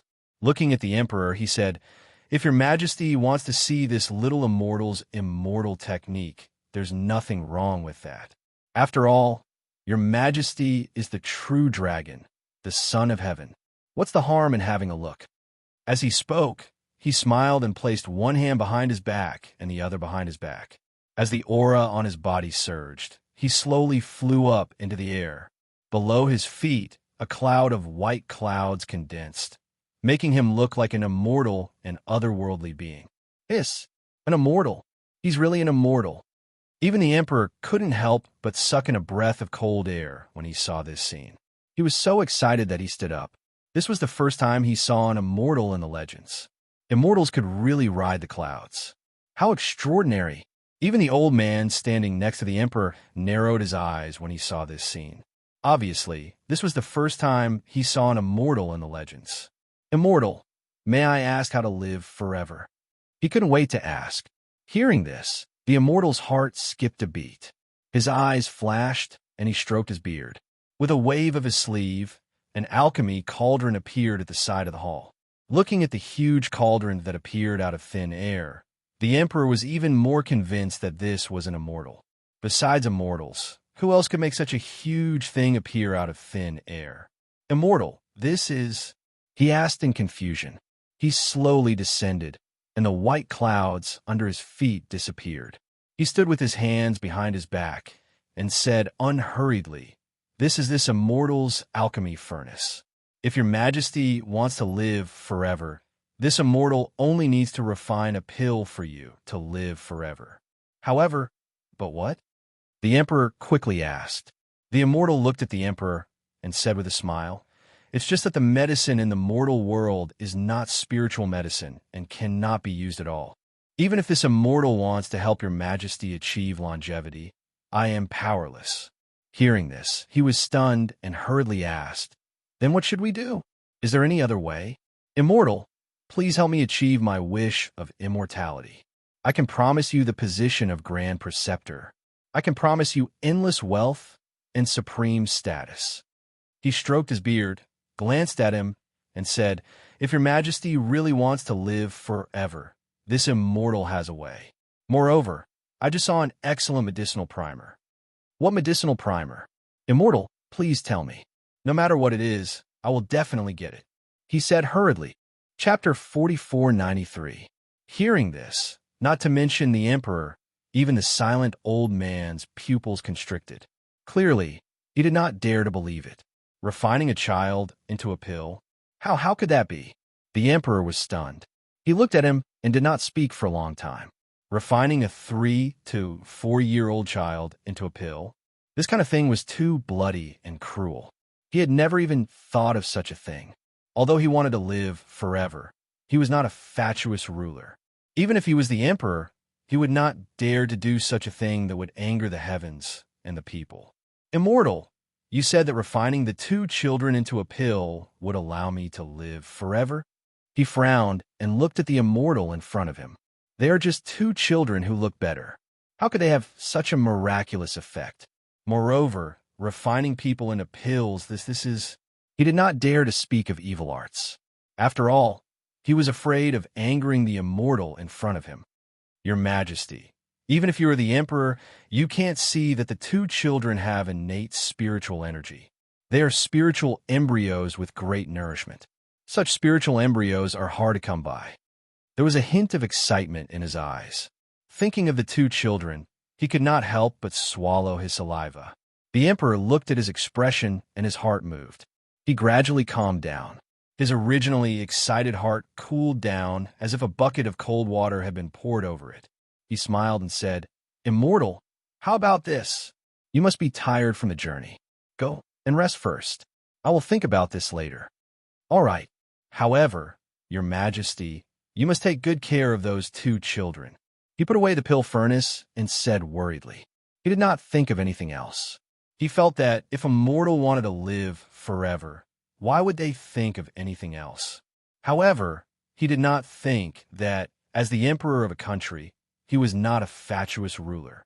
He would always think about things over and over again. Why would he really do as he said and capture the two children to refine them into pills? After asking someone to take him away, the emperor sat on the dragon throne and slowly exhaled. After a moment of silence, he asked, "What do you think?" The old man thought for a moment and said, "This is strange. Immortals should be righteous people. Why would they use children to refine pills? Such a bloody and cruel thing. Even those whose hands are stained with blood would not think of it.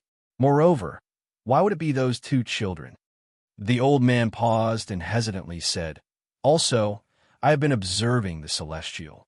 When the Celestial talked about the child, his eyes lit up, and he even swallowed his saliva. "I'm afraid that if the child is refined into a pill, it will be the Celestial that wants to eat it, right?" The emperor nodded and said, "I also feel that this immortal's behavior and words are a little different from the immortals in the legends, but he does no immortal magic. Those three children are not ordinary people either. They were too calm when they saw your majesty. They were not frightened, nor did they panic.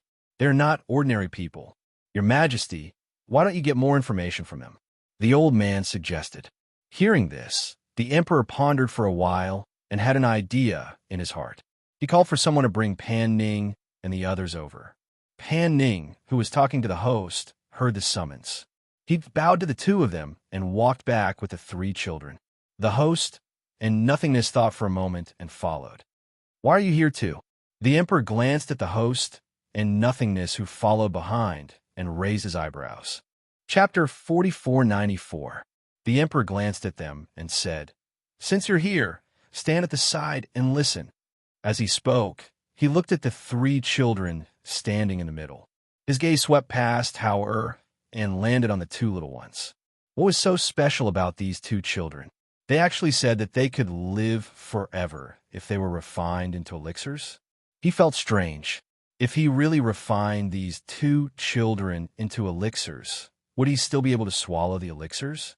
When everyone saw that he was only staring at the two little children, they could not help but guess what he was thinking. What was he thinking? After a long time, the emperor regained his senses and coughed lightly. He looked at the three of them and asked, "Did you see that immortal just now?" Hao did not speak and only looked at him. Ewer blinked and asked curiously, "That one with the goatee is an immortal?" "Goatee?" The emperor's mouth twitched. He clenched his fist and pressed it against his mouth. Then he said, "Yes, that's him." He looked at the three of them, and a faint light flashed through his eyes. He said tentatively, "He told me that I could live forever if I refined you two little ones into elixirs." After he finished speaking, he instantly felt the atmosphere in the side hall turn cold. An icy aura immediately filled the air. Moreover, there was a faint oppressive pressure that caused one to be unable to breathe. This caused him to be shocked. His eyes narrowed as he suddenly looked at Xianyuan Hao, who had a cold expression on his face. The aura on this child's body was even more terrifying than his. The emperor's? Why was this? While he was shocked, he faintly felt the aura in his body surging toward his throat. A trace of blood spread in his mouth. He groaned and suddenly spat out a mouthful of blood. Puffed. "Your Majesty! Your Majesty! Your Majesty!" The old man, Pan Ning, the abbot, and Nothingness in the hall were all shocked and suddenly cried out in alarm. After the exclamation, the old man guarding the emperor immediately attacked Hao.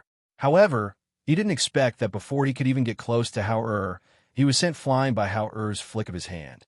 With a bang, he crashed heavily into a corner of the hall. He spat out blood and was unable to stand up for a long time.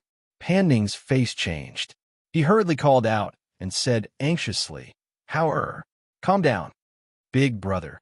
Ewer pulled his sleeve and softly called out. Children were the most sensitive. She could clearly feel that the emperor had no intention of killing them. "Oomph, Hao." Snorted coldly and withdrew the pressure he had released. In a flash, it was as if it had never appeared. However, only the people in the palace knew that just now, everyone was fine except for the emperor, who had spat out a mouthful of blood. The emperor was also extremely shocked. He only felt that the aura above his head, which made it hard for him to breathe, had disappeared in an instant. His entire body relaxed, as if he had come back to life. That feeling was too wonderful, so much so that when he recovered his senses, his eyes were abnormally bright as he looked at Hao-Er. At this moment, he was certain that these 3 children were not ordinary children. They were immortals. Cough, cough. He coughed softly and wiped the blood from the corner of his mouth. Don't worry, I have no evil intentions. I only wanted to test you because I suspect that a mortal is not an immortal. Chapter 4495. Listening to his words, Pan Ning's forehead began to sweat, and he could feel the sweat on his back drenching his clothes. He was afraid that Yang Kai would be angry and vent his anger on the Pan family. For a moment, his body stiffened, and he didn't dare to speak. He just lowered his head and stood there calmly. If his big brother was here, he would know what to do. Hao-Er looked at the bright-eyed emperor and pursed his lips. Seeing that there was no one else in the hall other than these people who knew about them, he said, "We are not immortals, but we are immortal cultivators." Hearing this, the emperor was overjoyed and immediately smiled. He wanted to ask something, but paused. He frowned and asked, "What about the immortal from before? Is he the same as you?" "Who said it was an immortal cultivator?" Hao-Er glanced at him and said, "It was just a demon that cultivated into a spirit." "What? Demon?" The emperor was shocked, and his expression changed. "There is such a thing in this world." Seeing that things were out in the open, Hao-Er said, "There are immortals, and naturally, there are demons. What's so strange about that? It's just that the spiritual energy in your mortal world is very weak. There should be fewer things that cultivate into demons. I guess that demon came from somewhere else. Our mortal world? Could it be that there are other worlds in this world besides this one?" The emperor asked in a daze. He felt that the mysteries he had never encountered before were slowly unfolding in front of him. Of course. Hao-Er looked at them and said, "There are 3,000 worlds in this world. The mortal world you are in is the lowest level. In this mortal world, there will be no immortal cultivators. Unless there is some great opportunity, you will not even see one immortal cultivator in your life." "But I saw you." "Ha ha ha ha ha. Does this mean that I'm also a person with great opportunity?" His eyes flashed, and there was a faint excitement on his face. Hao-Er glanced at him and pursed his lips. This emperor's skin was extraordinarily thick. Back then, when Pan Hong was judged to be unable to live past that night, it was you who saved him, right? The emperor did not mind his silence. At this time, he was still in a state of excitement. He stared at the 3 of them and asked, "What immortal abilities do you have? Can you show it to me? You haven't experienced it before?" Hao-Er looked at him strangely and thought to himself, "Does this person have a tendency to be abused? Ha ha. I want to know if you can ride the clouds. Can you move mountains and seas? Can you?" Before he could finish, he was interrupted by Hao-Er. "No." Hao-Er snorted with a cold face. "Then what can you do?" He quickly asked again. The abbot, who had been silently digesting their words, quickly stepped forward when he saw this. He clasped his hands together and chanted, "Amit Ba, Your Majesty, I feel that we should talk about the demon. Now that there is an evil demon beside Your Majesty in the palace, it is a threat." Chapter 4496. Even if the 3 people in front of him were children, they were immortals who practiced immortal arts. Just because they couldn't do it didn't mean that they couldn't. Thinking of this, there was a faint trace of expectation in his heart. If he could see them deal with the demon, he would also see their ability. Hao-Er frowned and was about to speak when he heard a gloomy voice. "Ha ha ha ha ha. Are you discussing how to deal with me?" A gust of wind blew past, and a figure rushed in. It almost didn't stop and rushed towards Mu Chun and Mu Yu. However, when it pounced on them, it was fiercely bounced back by a force. Puff! The figure was fiercely bounced to the side and spat out a mouthful of blood. It transformed into a human form and landed on the ground. It stepped back and stared at the 2 children with a gloomy gaze. "They actually have an evil-warding magic treasure to protect them," Pan Ning exclaimed in a low voice. He only felt that his whole body was pushed to the side just now. Only then did he see that it was who pushed him away. Otherwise, he would have been hit by the demon. While he was shocked, he couldn't help but look at the human-like demon. Could it be that it didn't say that they couldn't tell that this person was actually a demon? Looked at Mu Chun and Mu Yu and asked, "Are you okay?" It was because he knew that the two little ones had protective treasures given by their parents that they were not afraid of demons getting close to them. So, at that moment, he didn't pull them away and let the demon have a taste of the backlash of demon power. "We're fine." The two little ones shook their heads and didn't look frightened. "Go to the side." Er gestured and then looked at the monster. With a move of his hand, a sword with a cold light appeared in his hand with a swoosh. The hidden spiritual power aura on his body spread out along with his strength. The spiritual power aura that could be seen with the naked eye wrapped around him, making him look even more extraordinary. The emperor and the old man narrowed their eyes, and there was a faint look of shock in their eyes. Pan Ning had seen kill people, but he had never seen him kill demons. At this time, when he saw the sword that appeared out of thin air, his heart couldn't help but jump. When he saw the sword in Er's hand and the aura of spiritual power emanating from the sword, the human-like evil demon was shocked. He immediately took a step back and stared at in shock. Golden Core Cultivator. How is this possible? How could a 10-year-old child reach the level of a Golden Core Cultivator? This was impossible. You dare to have designs on my sister-in-law? I will definitely destroy your soul and make you unable to reincarnate. How? Snorted coldly and pointed the sword in his hand to the ground. His figure suddenly rushed forward, and his sword moved at will, slashing towards the monster at a speed that was too fast for the ears to cover. No! He cried out in alarm. Ignoring his human form, he immediately transformed into his original form and tried to escape. The other people in the hall only saw that the monster that looked like a human a moment ago had turned into a huge golden toad the next moment. It leaped on the ground and dodged Er's attack with extreme speed.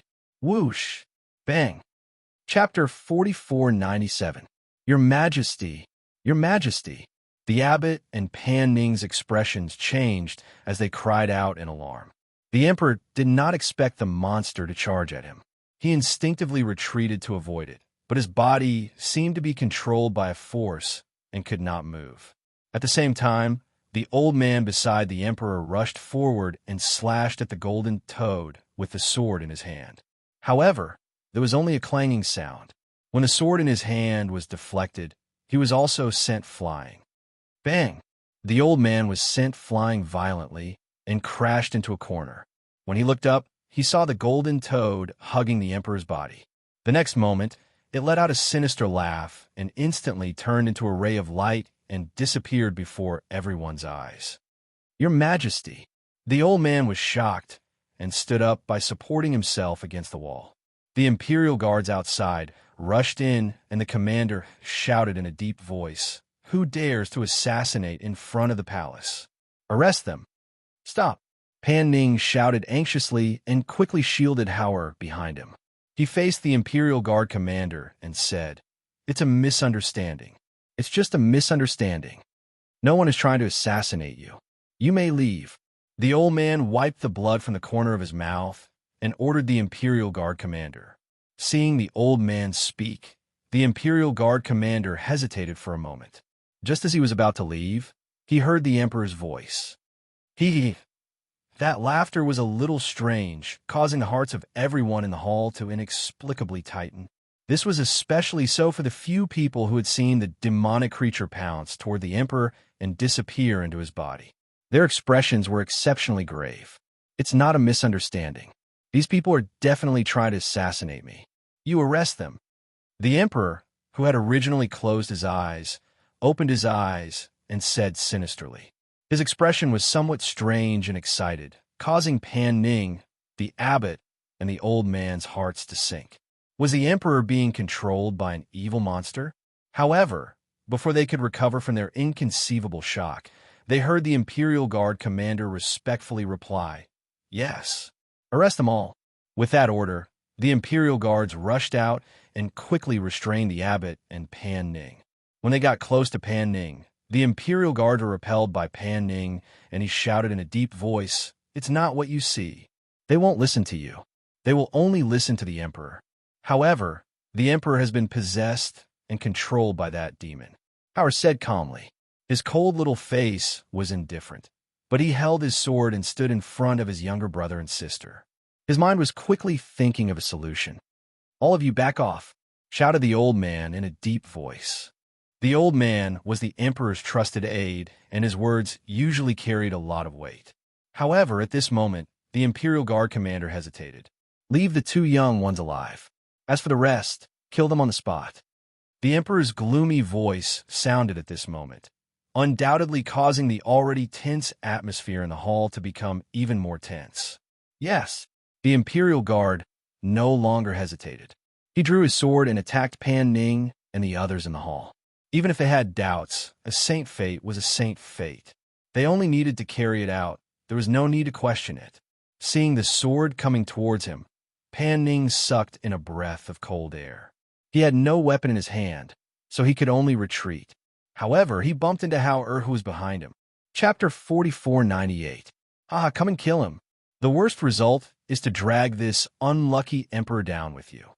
He stared at Hao gloomily and said, "I don't know where you came from, but you broke my leg and ruined my plans.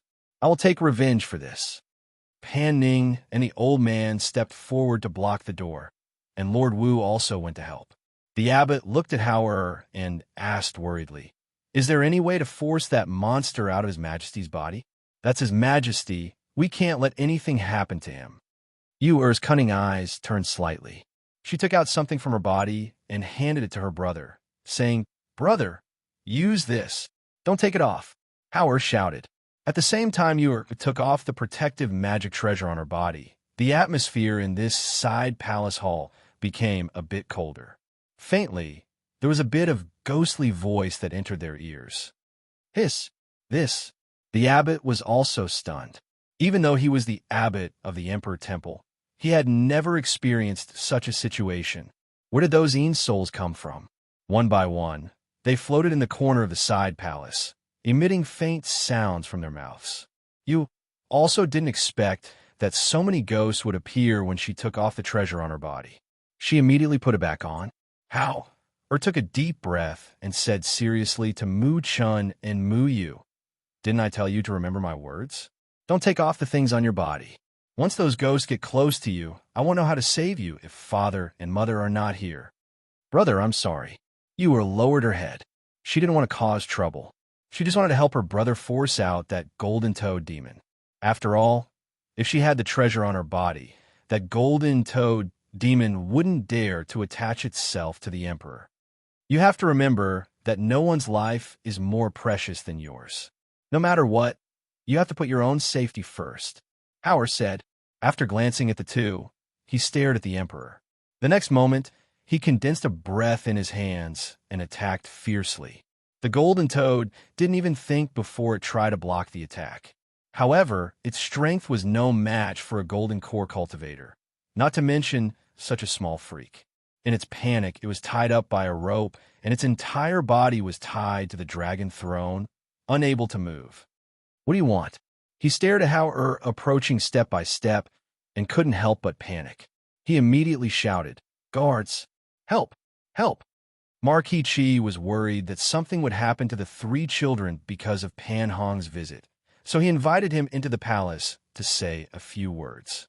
One reason was that he was also curious about the three children and he liked them. Therefore, when Pan Hong came, he agreed and went to the palace to see what was going on.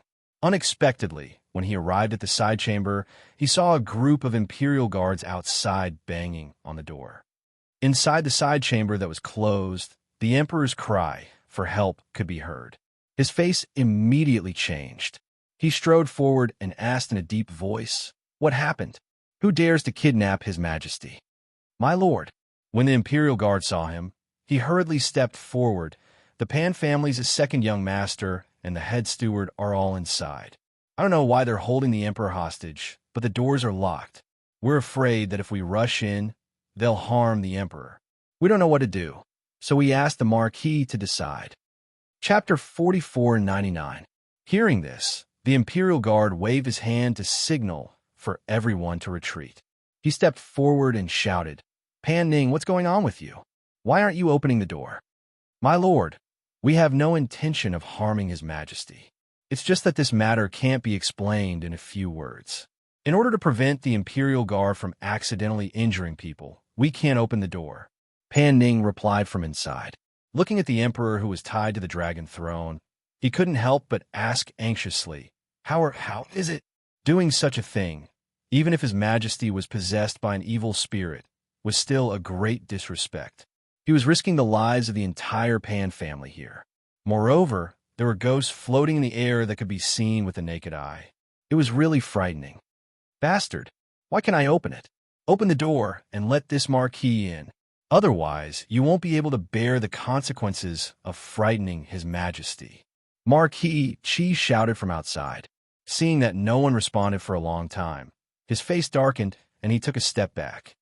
"How many people are inside? Do you know?" he asked in a deep voice. "Not many people, other than the abbot and master of the Emperor Temple. There are 3 children, and Elder Tian and Du by His Majesty's side," the Imperial Guard quickly replied. Hearing this, he pondered for a moment and instructed the Imperial Guard, "Without this Marquis' permission, don't act rashly. I'll go in and see what's going on." He didn't believe that Pan Ning was holding His Majesty hostage. The father and son of the Pan family were deeply trusted by His Majesty and could be said to be his confidants. Otherwise, they wouldn't be in such high positions. Moreover, there weren't many people in the hall. It was impossible to do such a thing in front of the abbot and the 3 children of the Emperor Temple. "The door is closed. How's my lord going to enter?" the Imperial Guard asked. Marquis Chi glanced at him, and his gaze fell on the roof of the hall that was more than 10 meters high. He immediately took a leap and quietly landed on the roof of the hall. He walked towards a small skylight above. He didn't disturb them. Instead, he bent over to see what was going on in the palace. When he saw what was going on, he couldn't help but be shocked. His expression changed drastically. The Emperor, who was tied to the dragon throne, was struggling. His face was red and ferocious. Standing in front of him was the child named Xinyuan Hao. At this time, his hands were forming some strange seals, and he was mumbling something. A breath visible to the naked, I followed his fingertips and pointed directly at the Emperor's forehead. In the next moment, the shape of a golden toad faintly appeared on the Emperor's body, and he let out a miserable cry. "Hiss! What was going on?" His eyes widened in shock.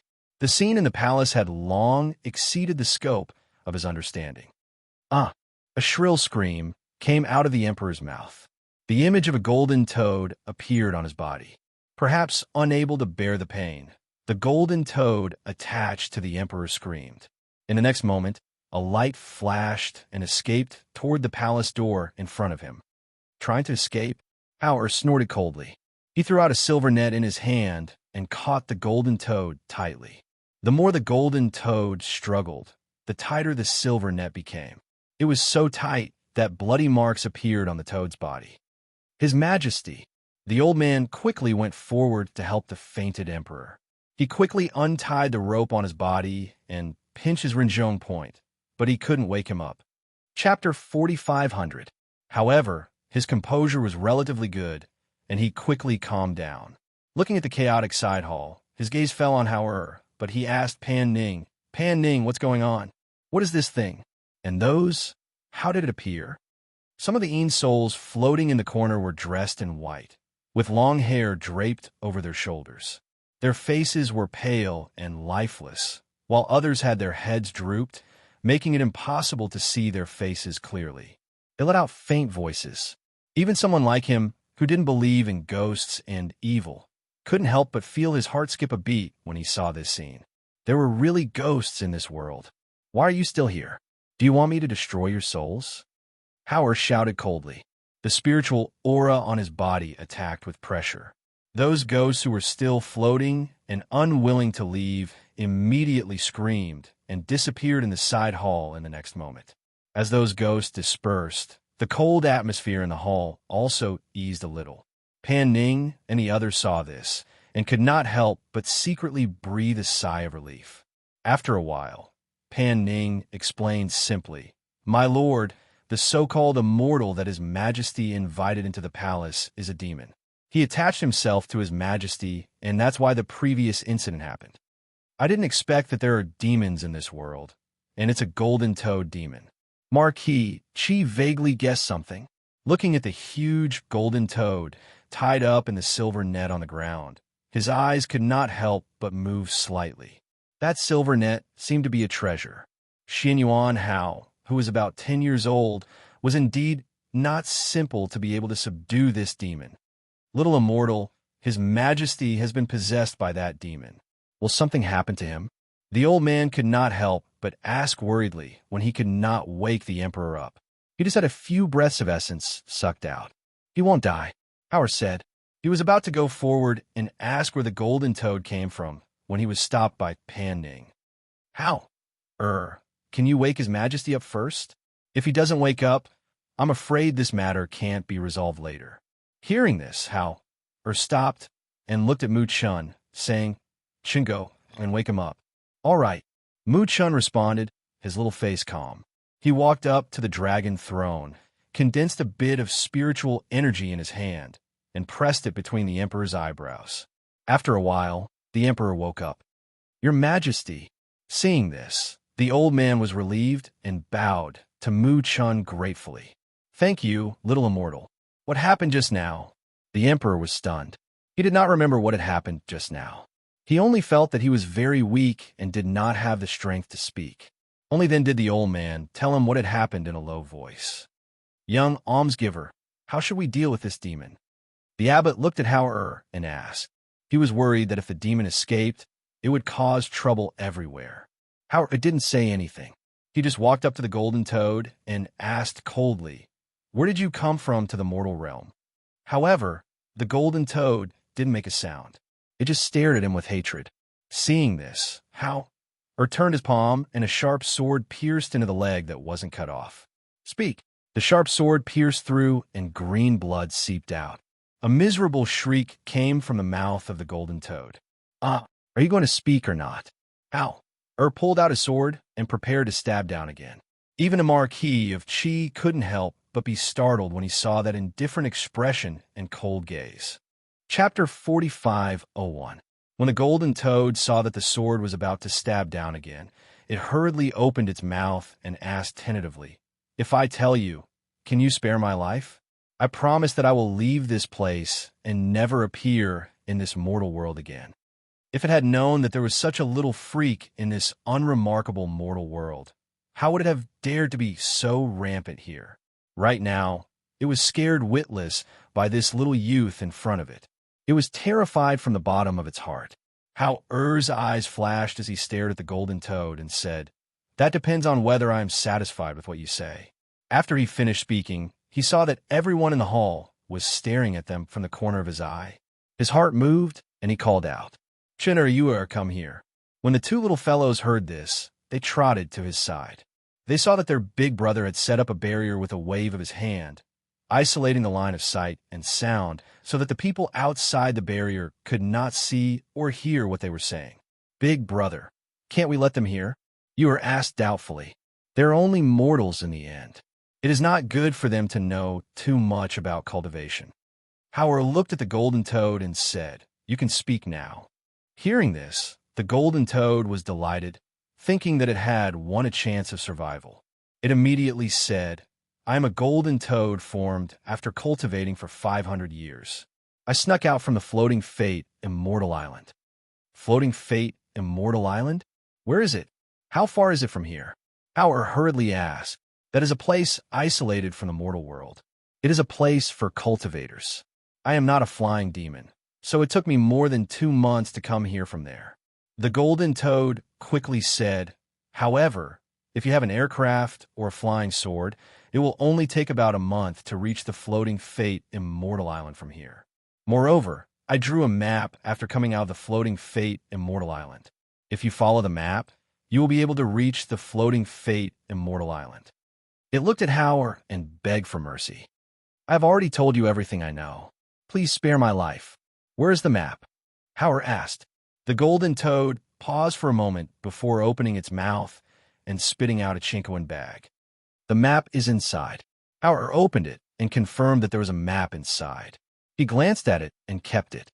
He then asked, "What kind of place is the Floating Fate Immortal Island? The more you say, the more likely I am to spare your life and let you go." Hearing this, the golden toad was overjoyed. It didn't dare to hide anything and carefully told them everything it knew about the Floating Fate Celestial Island. Outside the barrier, the Emperor, Pan Ning, and the others were startled when they saw the three children's monster disappear into thin air. They wondered what had happened. Had they left? The Emperor asked with a frown. Looking at the figures that disappeared into thin air, he felt a little anxious. He hadn't asked the three children how to achieve immortality. So how could they leave? Probably not. As Chi Bohu spoke, he reached out his hand. He was a martial artist and was more sensitive to airflow fluctuations. At this time, even if he couldn't see, he could feel that there was something not far in front of him. Therefore, he stretched out his hand, but after touching the airflow, he was bounced back and his whole body retreated a few meters. Chapter 4502. Seeing that he couldn't see or hear anything, Markichi paused and said, "Your Majesty, the Imperial guards outside are still standing guard. I'll go out and deal with them. Let them leave first." "All right, go." The Emperor leaned against the dragon throne and looked at the empty hall, waiting for the three children to appear. At the same time, he wondered why they used this immortal technique to conceal themselves. Could it be that there was something they didn't want them to know? As time passed, the Emperor grew impatient. He stood up and walked around a few times before sitting down again. Suddenly, an extremely unpleasant smell filled the air, causing him to cover his nose and mouth. "What's that smell?" he asked in a deep voice. Then he saw the three children who had originally disappeared reappear in his line of sight. And in front of them, the golden toad demon that was bound by the silver net had already turned into a pool of green blood. That foul stench was emitted from that pool of blood. "You killed it?" The Emperor's face was filled with surprise as he looked at the cold-faced Xin Yuan Hao. For what he heard earlier, it seemed that if the demon told them something useful, they wouldn't kill it. Hao led his younger brother and sister away to prevent their boots from being stained with the foul smell. When he heard the Emperor's words, he looked at him coldly and said, "It was destined to die from the moment it set its sights on my younger brother and sister." In other words, he had never thought of sparing its life. When the Emperor heard this, he looked at the young boy and his heart couldn't help but tremble. The young boy was warning him. "Amipa, it's good that the demon is dead. If it weren't for the young benefactor, I'm afraid no one here would be able to deal with it." The abbot stepped forward and said, seeing that the demon was dead and the matter was resolved, the identities of the three children could no longer be hidden. The Emperor naturally wouldn't do anything to them, so he took his leave. Seeing this, the Emperor let Marquis Qi leave first. After the two monks and Marquis Qi left, only the Emperor, the old man, Pan Ning, and the three children were left in the side hall. Seeing that the atmosphere in the hall was a little strange, Hao looked at the Emperor and asked, "Can we leave now? You still want to return to the Pan family?" The Emperor glanced at the three of them before he glanced at Pan Ning and said, "Why don't all of you stay in the palace?" "No need." Hao's rejection was very thorough. He didn't give him any face at all. Seeing this, the Emperor narrowed his eyes and stared at him, saying, "It's fine if you don't want to stay, but did that monster tell you where it came from? Also, there are immortals and demons in this world. Then, do you immortal cultivators also have the art of immortality?" Hao's heart skipped a beat. He looked at the Emperor and said, "Like us, it came from the other side of the heaven realm. It's just that it came from a different place. Even immortal cultivators don't have immortality. The lifespan of immortal cultivators is just longer than you mortals. Can't immortal pills and elixirs increase one's lifespan? Come back from the dead?" The Emperor stared at Hao and said, "Since you were able to save Pan Hong back then, you naturally have an elixir of immortality with you, right? You can tell me what you want. I just want a few immortal pills." Chapter 4503. 2 pills. The Emperor glanced at him, implying that 2 pills were too little. That's right, 2 pills.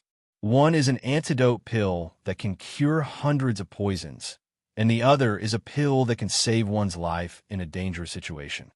Hao looked at him and said, "For you mortals, no matter which pill you take, other than resolving immediate danger, it is also very beneficial to your body. Even if it can increase your lifespan by 100 or 80 years, it will still increase your lifespan by a dozen years." Hearing this, the emperor's eyes flashed and his heart skipped a beat. He said, "All right, tell me, what's the condition you're talking about?" Hao glanced at Pan Ning and then said to the emperor, "The Pan family has done us a favor. The condition for giving you the 2 pills is to protect the Pan family and ensure that they have no worries for 3 generations." Hearing this condition, the emperor was a little surprised and involuntarily looked at Pan Ning. After hearing this, Pan Ning's heart trembled. He did not expect Hao to ask for 3 generations of peace for them.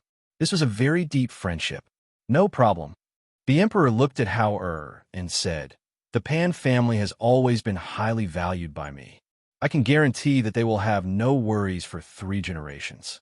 Even if I am no longer around after 100 years, I will still give the order." However, when Hao heard this, he shook his head. "That's not right. It should be an imperial edict or something. After all, you are you and your son is your son. He may not necessarily do as you say." "You." The emperor glared at him. He felt that this boy did not know what was good for him. However, he did not think much of such a condition. Therefore, he said, "All right, I will give a secret edict. Let Pan Ning bring it back home. In the future, as long as the Pan family does not rebel, no matter which prince is on the throne in the future, I will guarantee that they will have no worries for 3 generations." He waved his hand and gestured for the old man to prepare. Not long after, he wrote a secret edict and stamped it. Finally, he let the old man hand it to Pan Ning. At the same time, he said to Hao, "This should be enough, right?" Pan Ning held the secret edict in both hands and stood there in a daze. He was so shocked that he couldn't react until Hao walked up to him and took the edict from his hands. He looked at it and put it back in his hands.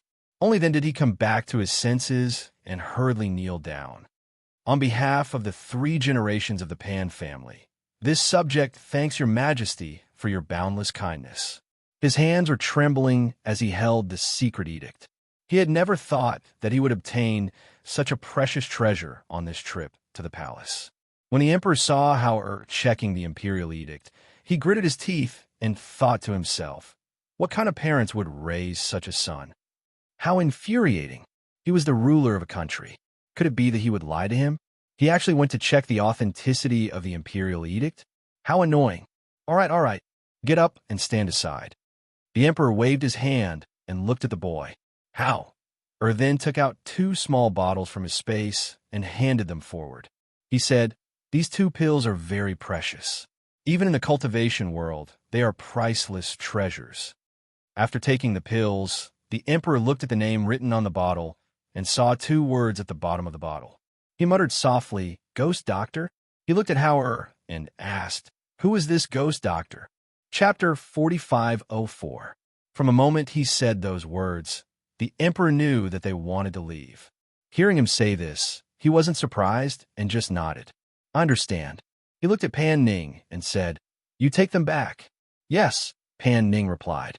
After bowing, he left with Hao and the other 2. After watching them leave and disappear from sight, the emperor looked at the 2 bottles in his hand and sighed. "I didn't expect that on this day I would not only meet demons but also immortals. I even obtained 2 precious pills." The old man stood quietly at the side. He didn't say anything because he knew that the emperor didn't need him to say anything. Pan Ning kept the secret edict in his arms. He felt that his steps were light as a feather.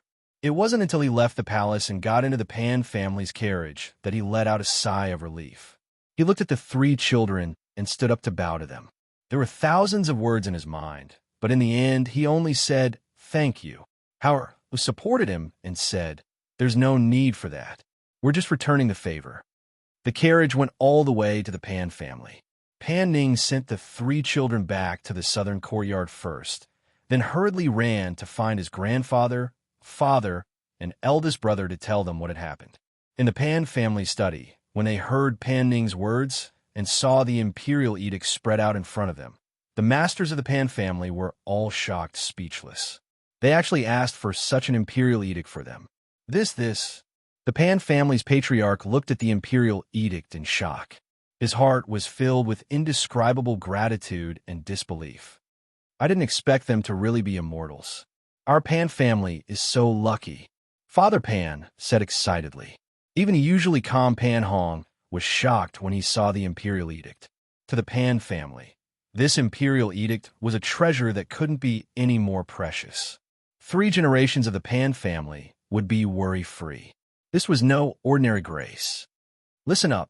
The Pan family's patriarch put away his shocked expression and took a deep breath. He looked at them and said, "What happened today, other than us, can't be told to anyone else. Even your wives and children can't be told. Otherwise, there might be trouble. Keep this imperial edict carefully and pass it on to the next generation." Yes, we know. They also knew that this matter was not related to the little brother. His Majesty was still on the throne, and under his protection, there was no need for them to use this imperial edict. However, the next emperor, after 100 years, might not be able to tolerate the Pan family. When that time came, this imperial edict would be a treasure that would protect the lives of the Pan family. Naturally, the fewer people who knew about this, the better. Keep the imperial edict in the secret compartment. Let's go and thank them, the Pan family patriarch said. All right, they replied. After putting away the imperial edict, they headed towards the south courtyard together. At this moment, in the southern courtyard, the 3 children were counting the treasures in their room with the door closed. Now that the Golden Toad Demon was dead, the treasures that the Golden Toad Demon had hidden naturally fell into their hands. Big brother, what can the Knighten of this Golden Toad Demon do? You are asked while holding a pearl with faint golden radiance in her hand. This Golden Toad Demon's Knighten has the effect of detoxification. If you take a bowl of clear water and soak this bead in it, then the water will detoxify it. How? Said as he classified the treasures. Chapter 45:05. A smile appeared on Hao Er's face, and he said, "Yes, I also have the same plan. In addition to this inner core, you can pick out a few more things to give to them." Okay, the 2 of them answered and began to seriously choose. They couldn't compare to cultivators like them. Some magic treasures and the like needed to be activated with spiritual power, and they couldn't use them. Even if they gave them to them, it would be useless. Therefore, they had to carefully choose what to give them. Young Master Hao, great-grandfather, and the others are here. 17 reported from the courtyard. Hearing this, the 3 people in the room looked at each other and covered the things with blankets. They shouted for 17 to invite them in and went to the outer room to open the door. The father and son of the Pan family entered the room and told 17 to stand guard outside the courtyard before closing the door. They turned around and bowed to Hao and the others. "Don't be like this," the 3 hurriedly said and went forward to support them. "Of course, our Pan family is greatly indebted to you. This bow is necessary. Otherwise, we will feel uneasy," great-grandfather said and insisted on bowing again. Seeing this, the 3 children looked at each other and didn't stop them. After they bowed, they invited them to sit down. "I heard from Pan Ning that you are preparing to leave?" great-grandfather asked and looked at the 3 children. From the first day he saw them, he knew that they weren't simple. Later on, he personally taught them how to read and write. He discovered that these 3 children were extraordinary, but he didn't expect that these 3 extraordinary children were actually immortals. "Yes, we are preparing. We will leave in a few days." Howard said, "Where are you going? Just the 3 of you? Why don't I send someone to send you there? It will be safer than the 3 of you going on the road," great-grandfather said. After all, in his opinion, there were still 3 children. "No need, great-grandfather. You and big brother are very powerful now," you said with a smile. She looked at her big brother and said crisply, "Big brother is also very powerful. Big brother will protect us." Looking at you, the expression on Hao Er's face softened a bit, and said to them, At that time my strength was not restored, but now my strength is restored, so there won't be any problem in protecting them."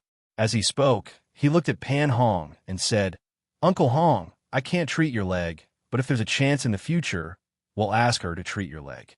Pan Hong didn't expect him to still remember his legs. He immediately said, "It's okay. I'm fine like this. It's just a pair of legs. It's good enough that I'm still alive." They were not from the same world as them. It was only a pair of legs. How could he dare to trouble them to come from such a faraway place to treat him? They chatted for a while in the room, then got up and left. Because they said that they were not to be disturbed during their closed-door cultivation, the Pan family also gave the order not to disturb them. In the following days, Chi Bohu did visit them a few times, wanting to see them. However, he returned empty-handed time and time again. Half a month later, in the morning, the three children walked out of the courtyard. Ewer said, "Big brother, let's go and say goodbye to big sister Schwer and the others." Big brother said that they were going to leave today. They had already prepared the gifts, but before leaving, they still wanted to see their friends again. Chapter 4506. The three of them went directly to the front yard and sat in the hall for a while. Pan family's old master and the others hurried over, followed by Bowen, Bo Ching, and Schwer. "Little sister Ewer, little brother Mu Chun, I haven't seen you for a long time. I miss you guys so much." Fu Qing, who looked like a tiger, saw them and jogged over to the two of them. "Why didn't you come out to play? Staying in the yard all day will make you stupid. Look, my father made me a wooden sword. It's so fun." He excitedly took out the small wooden sword from his waist and showed it to them. "I can practice swordsmanship with you in the future. I've been learning swordsmanship from my father these days." Looking at the excited and happy face of Fu Qing, Yuer's face also overflowed with a smile, and her pair of beautiful big eyes blinked while looking at him. Reaching out her hand, she gestured and said with a beaming smile, "Big brother Fu Qing, you have grown taller again. Of course, I eat a bowl of rice for every meal." Bo Qing puffed out his chest and said, "Little sister are you coming to play with us today? We came to say goodbye to you today. We're leaving." Ewer said and looked at him blankly. The smile on her face disappeared, and she nervously grabbed his hand. "What? You're leaving? Why are you leaving? Where are you going? Are you really leaving? Aren't you going to stay for a few more days?"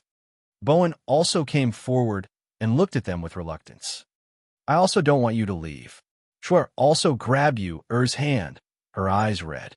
"All right," Pan family's old master said and looked at his children. "Sit at the side." When the three children heard this, they obediently stood to the side. "We're leaving today. Big brother brought us here to say goodbye to you." Mu Chun looked at the three of them, his little face still tense. He walked forward and took out 3 jade pendants and handed them to the three of them. "This is a gift from the three of us. It's for you as a memento." When the adults of the Pan family saw this, they couldn't help but be startled. They hurriedly said, "How can we accept this? This thing is too precious." The things they gave out were definitely immortal treasures. How could the three children accept such precious treasures? Ewer said with a beaming smile, "Big brother let us pick 3 gifts to give to Big brother Bo One, Big brother Bo Ching, and also Big sister Schwer. So Big brother and I picked these 3 pendants. Take it. It's nothing valuable." "How?" Looked at the patriarch and said, "We still have some things to tell you." Hearing this, the Pan family's father and son looked at each other. Only then did they accept the gifts for the 3 children. Then, they had them wait outside before closing the door.